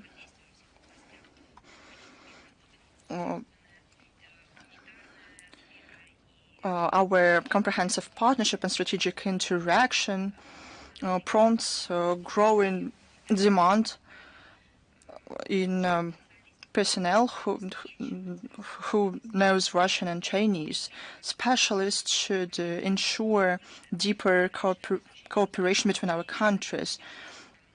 Young people who choose Russian and Chinese languages has a lot of prospects in future and possibilities for their careers.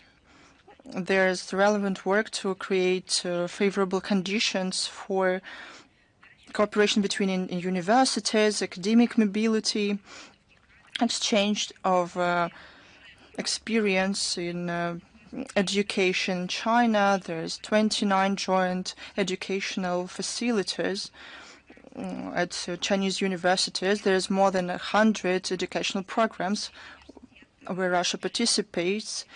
Russia-China Joint University in Shenzhen works. We share our position that it is important to preserve the national languages, and I'm sure that such days as the Day of the Chinese language and the Day of the Russian language that is going to be celebrated very soon on June 6 reminds about the importance of multi-language and cultural diversity.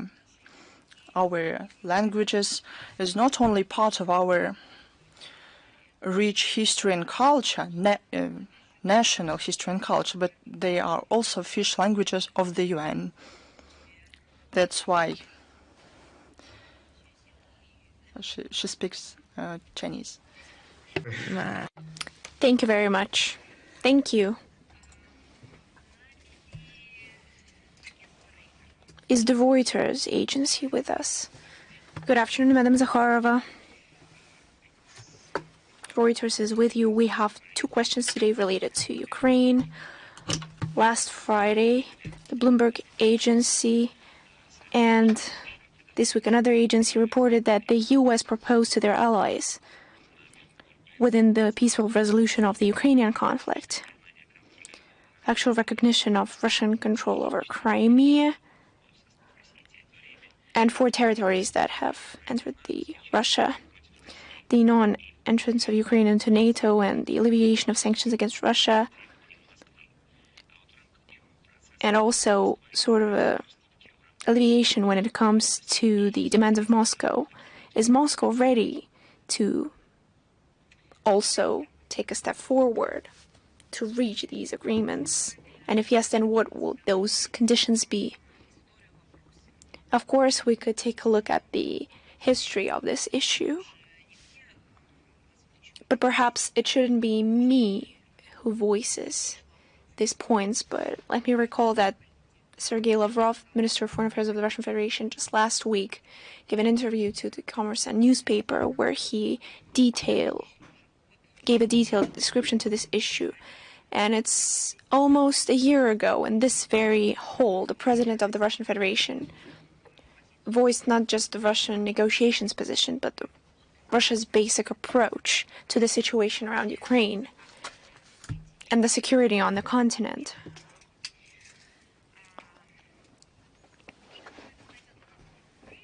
And this would take a lot of time, so I would once again provide links in the text version of today's briefing, and I would like to recall that all of our approaches have been voiced by the President, by the Minister of Foreign Affairs in detail, and are reaffirmed constantly. So I believe that we should focus on today's reality in the way that the plans that have been presented at the mass media as leaks, as references to negotiations with diplomats, all of it as a complex, leaks or plans, have been rejected by Zelensky. So why should we once again draw up some hypothetical scenarios when a person who is out of his mind, if we can refer to him as a person, you know, how, according to Bulgakov, dog's heart is, he does not consent to it. He said that Kyiv legally will not recognize the Russian status of Crimea. I don't even want to quote him on this. I just like to draw the logical conclusion that he once again showcased lack of political will for peace, lack of desire to make any compromise when it comes to settling conflict, and we should call it by its own name. He fully showcased inability to not just show any care, but empathy for his own citizens of Ukraine. I believe that is the main result of when we're addressing the current situation. He has no care for what happens to them. The only thing he cares about is his own political ambitions. Because if anyone says that, no, he is not just thinking about his political ambitions, but about the political future of Ukraine. But this is exactly the moment when this future of Ukraine could be formed, could be guaranteed, could be secured. But that is not what he seeks. People are nothing but material for him that he can use. His only interest is preserving his authority, his own sick ambitions, considering his abnormal state and everything that comes out of it. Once again, you've cited 2 or 3 sources. Unfortunately, these sources amount to hundreds, so it's useless to comment on them. Dialogue with the US side continues, as you've probably seen already. It's not simple. But at this stage, our countries aim to find long-term solutions. Both our leadership has affirmed this, and we receive similar signals from the other side.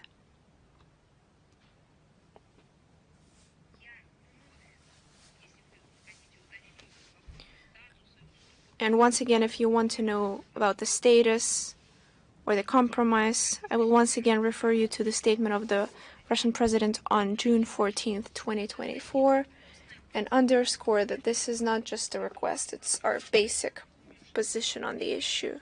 I'd like to recall that the residents of the region that you've just mentioned have fully implemented the right on self-determination of the peoples. So we should just operate on the realities, base it on the international law and the situation on the ground. How many years where we presented that everything should be decided, and it will be decided. These are the facts. I believe that this is what the basis should be for our actions. And the second question, if you allow. As for the elimination of threats and the root causes of the conflicts, once again, I would like to underscore, I will not go back to it. It has already been voiced out by the Minister, Sergei Lavrov, in his interview to the Kommersant newspaper, but on mass scale, we repeat it constantly, but once again, it was done to this news agency. And the second question, once again, has to do with Ukraine. Russia continuously speaks against Ukraine's membership in NATO, citing it as one of the root causes of the conflict. One is Moscow's position right now about Ukraine's membership in the European Union. Why are you so concerned about membership? Perhaps you should think about just the member, whether it is a potential or current one. I mean, Ukraine is not in its best state. Where does this thriving come from? Just take a look at what's happening in Ukraine. And secondly, I think that the West is the guarantor of preserving the well-being of Ukraine. These are the statements that were given. These promises, public promises, were made. The collective West should answer to the Ukrainian people what exactly they've pulled Ukraine into, what exactly it has turned into. The guarantees were given that Ukraine will be a prosperous country. Perhaps they should answer these questions for the Ukrainians. But it's another important point when you speak of the European Union. They don't even hide the fact that they've changed, and it came with the change in their name. Although we could suppose that there was a certain political component in it when the European Economic Union just turned into European Union by taking economy out of the name and out of the list of their priorities. Just take a look at what the European Union is doing. First of all, they're dealing with politics. The economics have been pushed aside. It not only longer serves the politics, it's being targeted, it's being bribed. And what remains of the economic component? It's the economic component that doesn't deal with minimizing the damages of the European Union, but it has to do with gathering financial support for the very same Kyiv regime in order to, once again, if we go back to the politics as the dominant area for the European Union, to once again influence the situation in the region, on the continent, and so on. More and more in recent years, even until 2022, the EU and it's trying to turn into one of the NATO departments, and now we see it in practice as well when the NATO is using the EU as a wallet, as a chance to use financial flows under the guise of so-called assistance just to mobilize the economies of the EU member states in order to serve the aggressive policy and the aggressive ideology of NATO. So we draw subsequent conclusions out of that as well.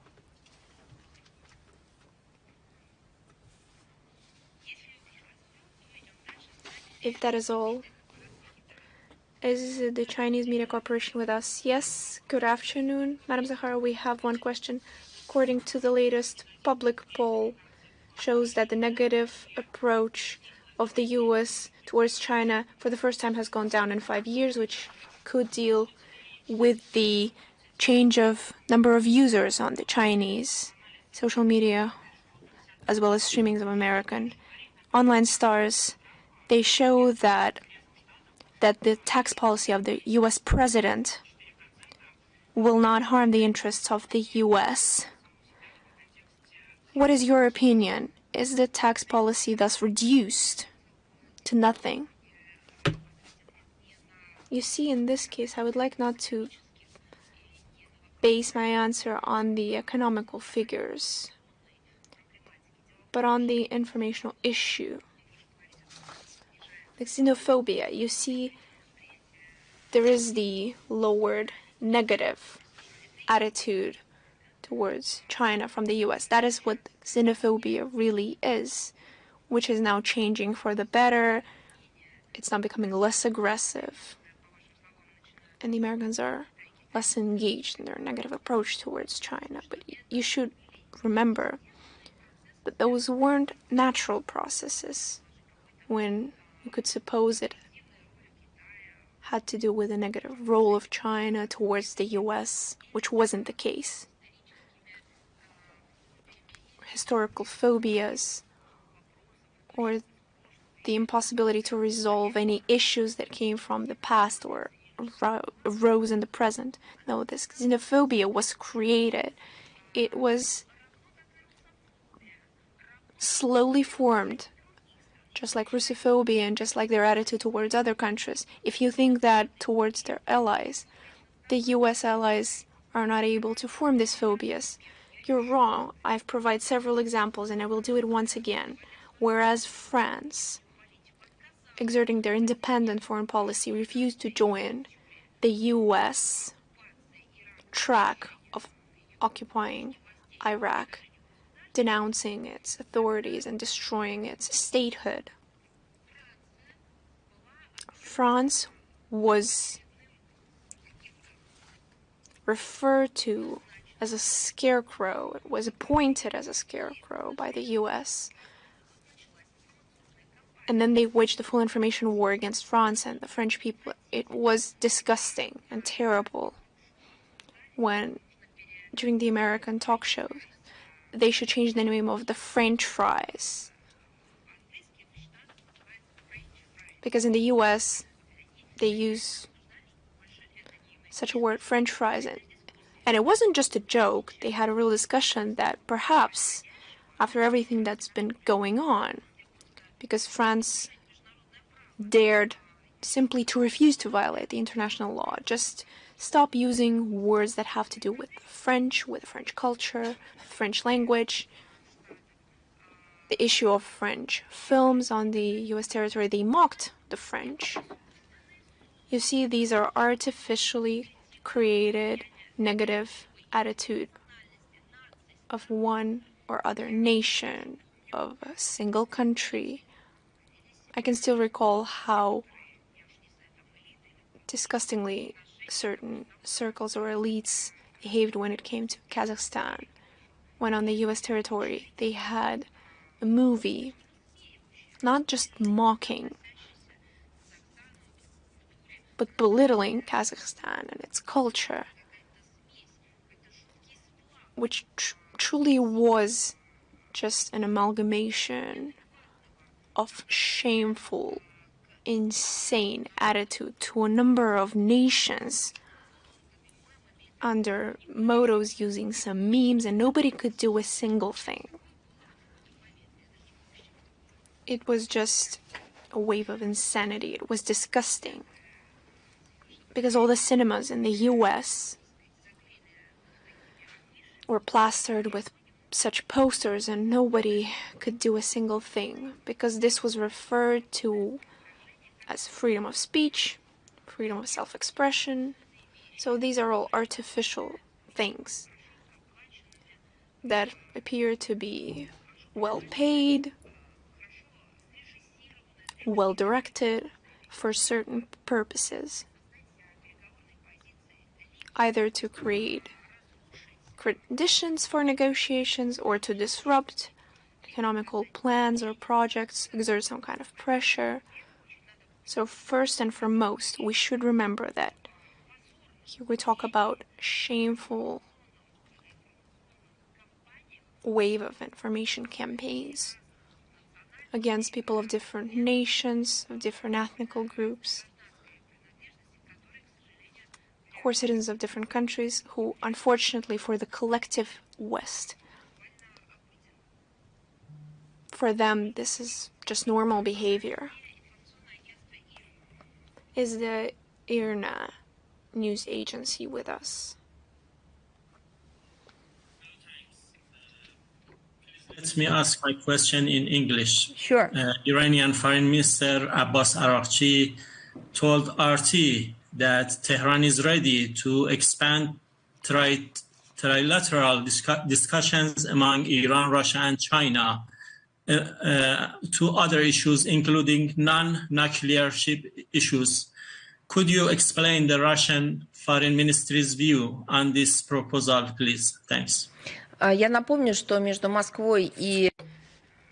I would like to recall that between Moscow and Tehran, between Russia and Iran, we conduct constant coordination on a number of international issues of mutual interest. First of all, it has to do with cooperation with the UN, with many other organizations on international platforms, including BRICS and SCO.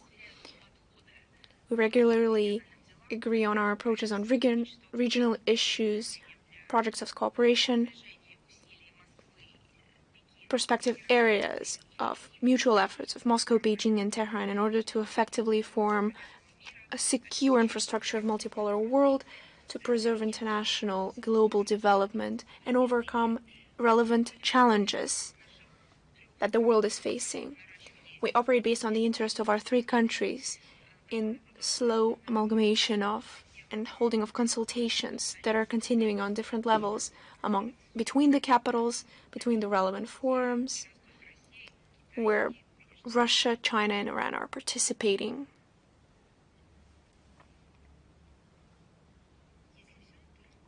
If that is all, then the next question is the news front with us.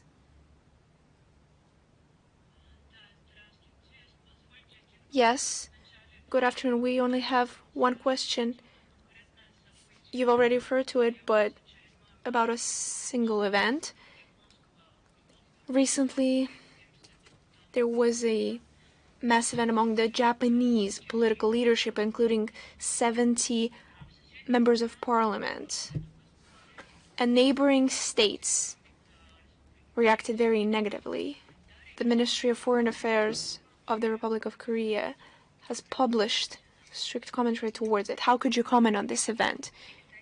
You see, today we've already spoken about the Japanese militaries, and the Church of Yasukuni is the odious symbol of the Japanese militarism, where, among others, they're glorifying the war criminals of Class A who were sentenced to death after the ruling of the International Tribunal for the Far East. As far as we know, on April 21st, Prime Minister Isiba and heads of both chambers of parliament and two members of the minister chambers have sent their address to the church, and we resolutely denounce these actions and this practice that in the year of the 80th anniversary of the victory in the Second World War is ridiculous. We have repeatedly stated that Tokyo is hurting the feelings of the neighboring people who have fell victim to this barbarian expansionist campaign that was conducted by the Japanese authorities, and these actions demonstrate the true nature of the current course of Japanese authorities to conduct a speedy remilitarization. At the basis of it is their inability to claim responsibility for the aggression that they have instigated, and lack of sincere regret. We once again ask them to stop trying to rewrite pages of the human history and fully admit the end of the Second World War. Is Moscow Post with us? Yes, good afternoon. We have one question today. There have been reports that Russia is working on the establishment of international financial settlement system based on the gold parity. How do Russian BRICS partners consider the possibility of establishing a single currency that will be ensured by the gold. In the context of fragmentation of world economy, our key goal is to put in place conditions for sustainable development of economies of our countries. The new geopolitical reality dictates the need to elaborate effective measures and further steps in order to enhance financial and economic cooperation. You see, the de-dollarization, which is obviously getting a global trend right now, was declared by the U.S. administration under Biden. Not countries were abandoning dollar in their mutual settlements. It was Biden administration itself that cut off countries from the possibility to use dollar for financial transactions. It sounds absurd, and the current U.S. administration is pointing to this fact, but it was Biden administration that set the tone. I don't know if they try to consider the consequences, but they promoted de-dollarization and encouraged it themselves. I did carefully follow the statements by the Russian leadership on this topic. There have been statements during the St. Petersburg International Economic Forum, and Russia never abandoned this instrument. But when we were simply cut off from it, when we were blocked, and it was done in an eager manner by the representatives of the US Biden administration, then in order to live on, in order to conduct financial transactions, we had to turn to different mechanisms. So it was Biden and US liberal elites who initiated it.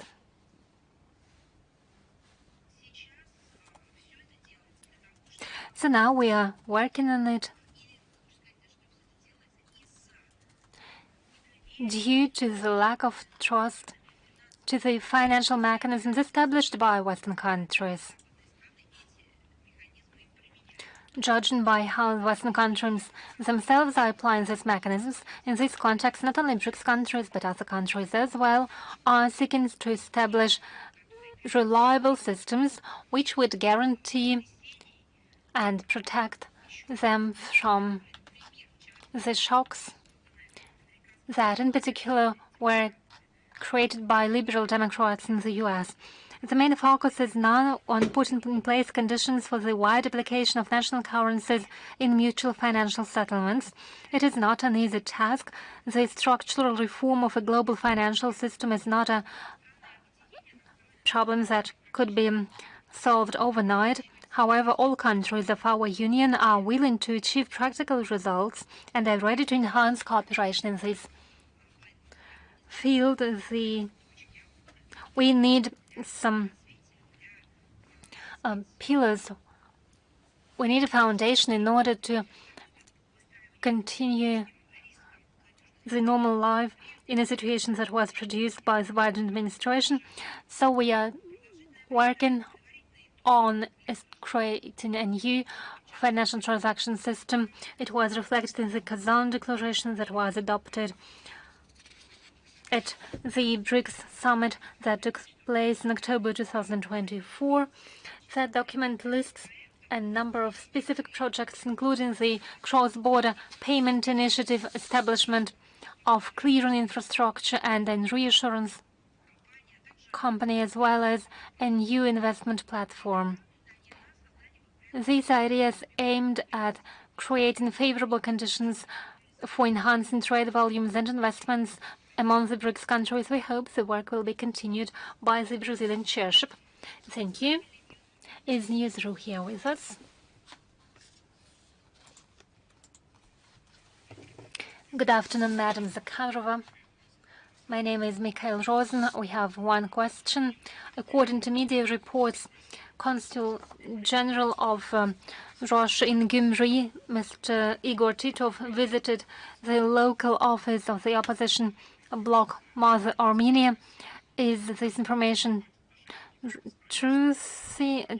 reliable, and is Russia ready to develop relations not only with the government but also with other political forces of Armenia?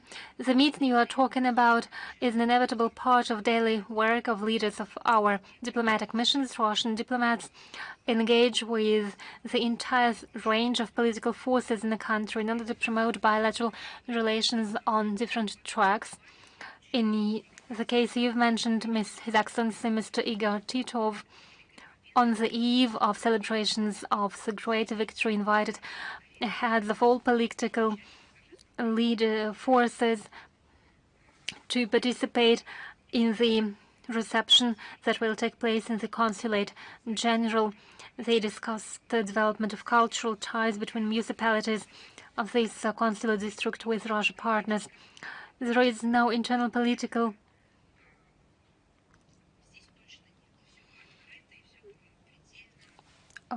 context, so everything is on the surface, and it corresponds with the goals of the diplomatic mission.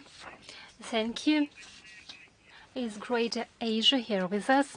Yes, good afternoon, Madam Zakharova. We have one question today. During the past week, there have been three high-ranking visits of three high-ranking delegations from the Middle East in Moscow. First, the Russian capital was visited by Minister of Foreign Affairs of Iran, Mr. Abbas Araghchi, and he handed over a personal message by Ayatollah Khamenei. Then Emir of Qatar visited Moscow and met President Putin, and then Omani Sultan visited Moscow. Does it mean that Russia is a strategic partner of Iran, serves as a key strategic mediating dialogue between Washington and Tehran in the context of settlement the nuclear issue? Well, Russia is taking active measures and taking steps in order to prevent deterioration of the situation around the nuclear program of Iran. We've been consistent on this track. We categorically reject any attempts of certain countries to try to resolve the problems with the use of force, and we warn all those who are thinking of it to refrain from this step, which would deteriorate the situation in the entire region. We believe all reasonable neighbors of Iran, including the countries of the Persian Gulf, understand that just as them, we want to see that the escalation fueled by the West does not turn into a hot phase, but is mitigated by means of agreements which would take into account the legitimate rights and eliminating the concerns of all countries involved. There are regular discussions with Tehran. This topic is also present in our dialogue with many other countries, including Qatar and Oman that you've mentioned. The Russian side supports the efforts of Muscat to establish indirect dialogue between the negotiating teams of Iran and the U.S. Our bilateral relations with Iran and other international partners are not limited to one single goal, as you definitely understand. The agenda is much deeper. There have been negotiations in Moscow, as you know.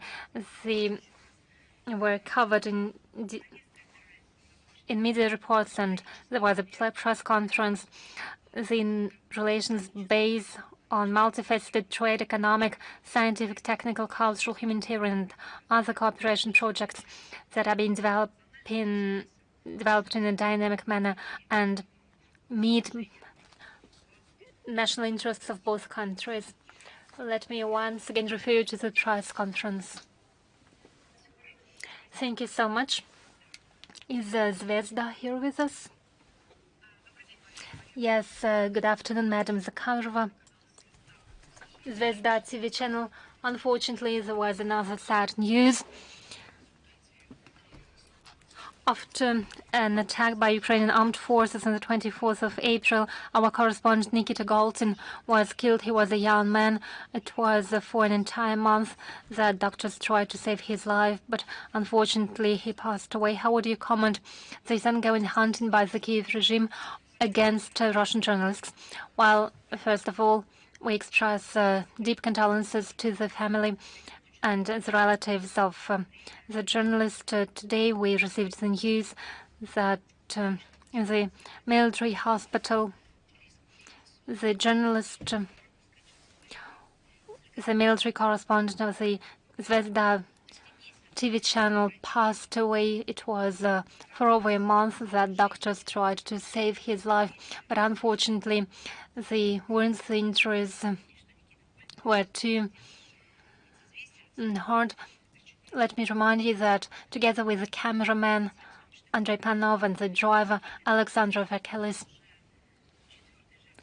he was the fourth victim of the attacks with the use of US-produced HIMARS missiles. It was a targeted attack against a car with Russian journalists, and Ukrainians spent 2 costly missiles in this attack.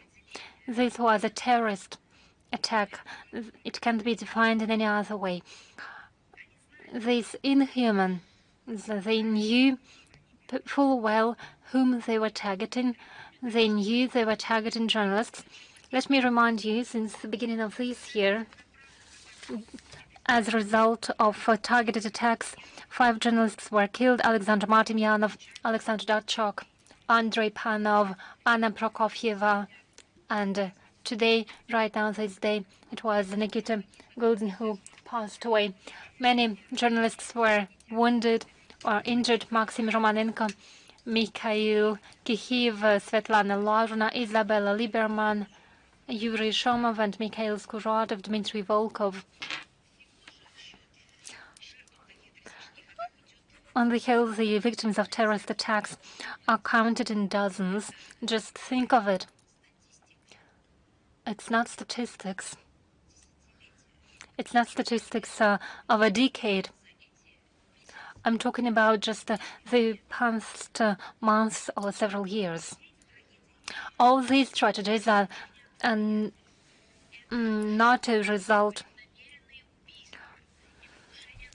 of an incidental attack. They are the victims of targeted, deliberate attacks. The Ukrainian army is hunting journalists. They trace them and they use all the weapons at their disposal to do so. They do so not only on the front line, they do so amid peaceful cities. I think of Dugina, I think of Vladlen Tatarsky. And will now allow these crimes remain unpunished. As you know, our prosecutor's office tries to do everything possible in order to bring the perpetrators to justice, and we as an MFA will try to make sure that international bodies, international organizations qualify these terrorist attacks as such. I'm talking about the the UN bodies and the OSCE bodies will raise these issues at all platforms and will raise awareness of the international community.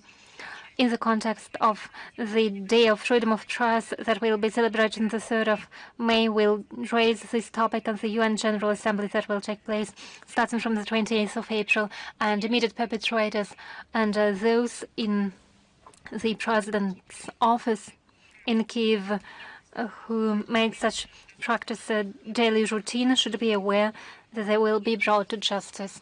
Many would ask us, well, this wouldn't bring the children back to their mothers. Then why talk about it? Not only shall we talk about it, but we should present evidence at all international platforms, because we write their names down in history, and unless we speak about it, if just for a day, just for one single day, we reduce the speed of our work, they will be crossed out of history, and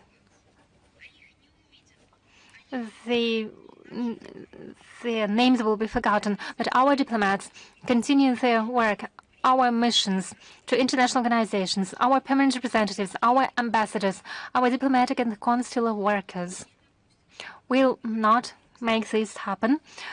We present exhibitions, we disseminate reports, we do everything that we can to make sure that our journalists have the opportunity to participate personally in international conferences. Regularly do we speak about the history of our domestic journalism that is now fighting these information fakes, not only in theory by providing conferences, shall we debate about countering the lies and disinformation, but it should be done in a way that as our journalists do so, and information about their historic deeds, about their tragic and very hard work will be presented to the international community. We will do so using all possible ways at our disposal, and we will reflect it in the documents of international organizations. Thank you. Is Anna Dolu here with us? Yes, good afternoon, Madam Zakharova. Today we have two questions, if we may. How could you comment on statement by the Yemeni Houthi movement that due to the increasing number of attacks by the U.S., civilians are dying? While our assessments of the large-scale military operation launched by the U.S. against the Yemeni movement Ansar Allah are well known. They are formulated in the media press release following the phone conversation between Mr. Lavrov and Marco Rubio of the 15th of March. I'll reiterate, Russian side believes there should be an immediate stop of violence and all parties are involved to show restraint and refrain from any attacks which could deteriorate the situation, lead to escalation and expansion of military confrontation. We believe that long-term stabilization in this region of the world and lasting settlement of the protracted Yemeni crisis is possible through negotiations aimed at liberation of compromise solutions with the due consideration for legitimate interests of all leading Yemeni political forces, including Ansar Allah movement. Now, as for the strikes of the U.S. armed forces against the oil terminal in Ras Issa on the 18th of April, according to most recent reports, they claimed lives of more than 80 and injured over 230 people. We believe it was impermissible and unjustified. I'd like to refer to the statement by the UN Secretary General, Mr. Guterres, of the 19th of April. He expressed his concern by the U.S. attacks against Ras Issa, which claimed multiple victims among civilians. He noted that 5 humanitarian workers were injured. He pointed to the fact that port infrastructure was strongly damaged, and he expressed concern that waters could be contaminated due to the oil leak. In coordination with our regional partners, including Saudi Arabia, United Arab Emirates, Oman and Iran, will continue our efforts in order to see speedy normalization of the situation in Yemen and around it. Thank you very much. Question 2. It's about Iranian nuclear deal. Foreign Minister of Russia Sergei Lavrov said that Moscow is prepared to facilitate US and Iran to restore nuclear deal. How does Russia see its role in this process? What could it do in this direction? I already commented on it today. I said that a detailed commentary was given following negotiations during joint press conference. All links will be given in the text of the briefing of April the 9th. Among others, Russia is prepared to facilitate this issue on the basis of the agreed upon agreements. Good afternoon, author E. We have two questions. This Scandinavian countries, Finland, Denmark, Norway, are militarized at a record rate. They procure armaments. We are not asking why they are doing so, but I would like to ask what the Foreign Ministry does to eliminate the risks that we see in future. I commented this topic as well today in the context of NATO destructive efforts. I talked about Northern Europe a lot. Russia closely follow the military preparations of Europeans, including the countries of Northern Europe, as well as integration of Finland and Sweden into NATO. These processes were active long before the special military operation, and these countries joining NATO, they were only covered by the special military operation. Even before that, we said that they plan that they overlap their military plans and so on, and we draw relevant conclusions from that. The decision to join NATO in Helsinki and Stockholm was taken by the authorities of the countries full of Russophobe complexes, without comprehensive consultations with their own public, with the pressure from the outside. They don't criticize their own referenda because they don't hold any. This decision cannot be reasonable, and these actions of one's good neighbors. Russia will use everything we can to ensure our security and defense. Many decisions were declared, and they are consistently implemented. As to the diplomatic efforts in this direction, we doubt that military and political leadership of many Western countries to adequately understand the signals that we send about inadmissibility and danger to escalate situation in the Baltic and Arctic regions, because we hear, as I said on the example of President Stubb, an inconsistent narrative. He contradicts himself. To use diplomatic tools, it is important all the signals to be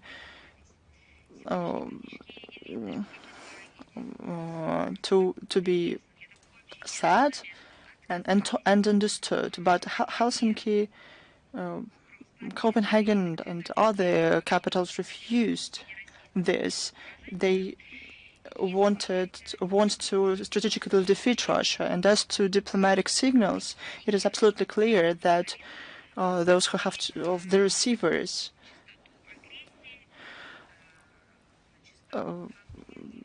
only want aggression from Brussels and London, and they also receive signals from Washington. But now they falter. I don't know what to do. Probably it's temporary. Let's see what will happen in future.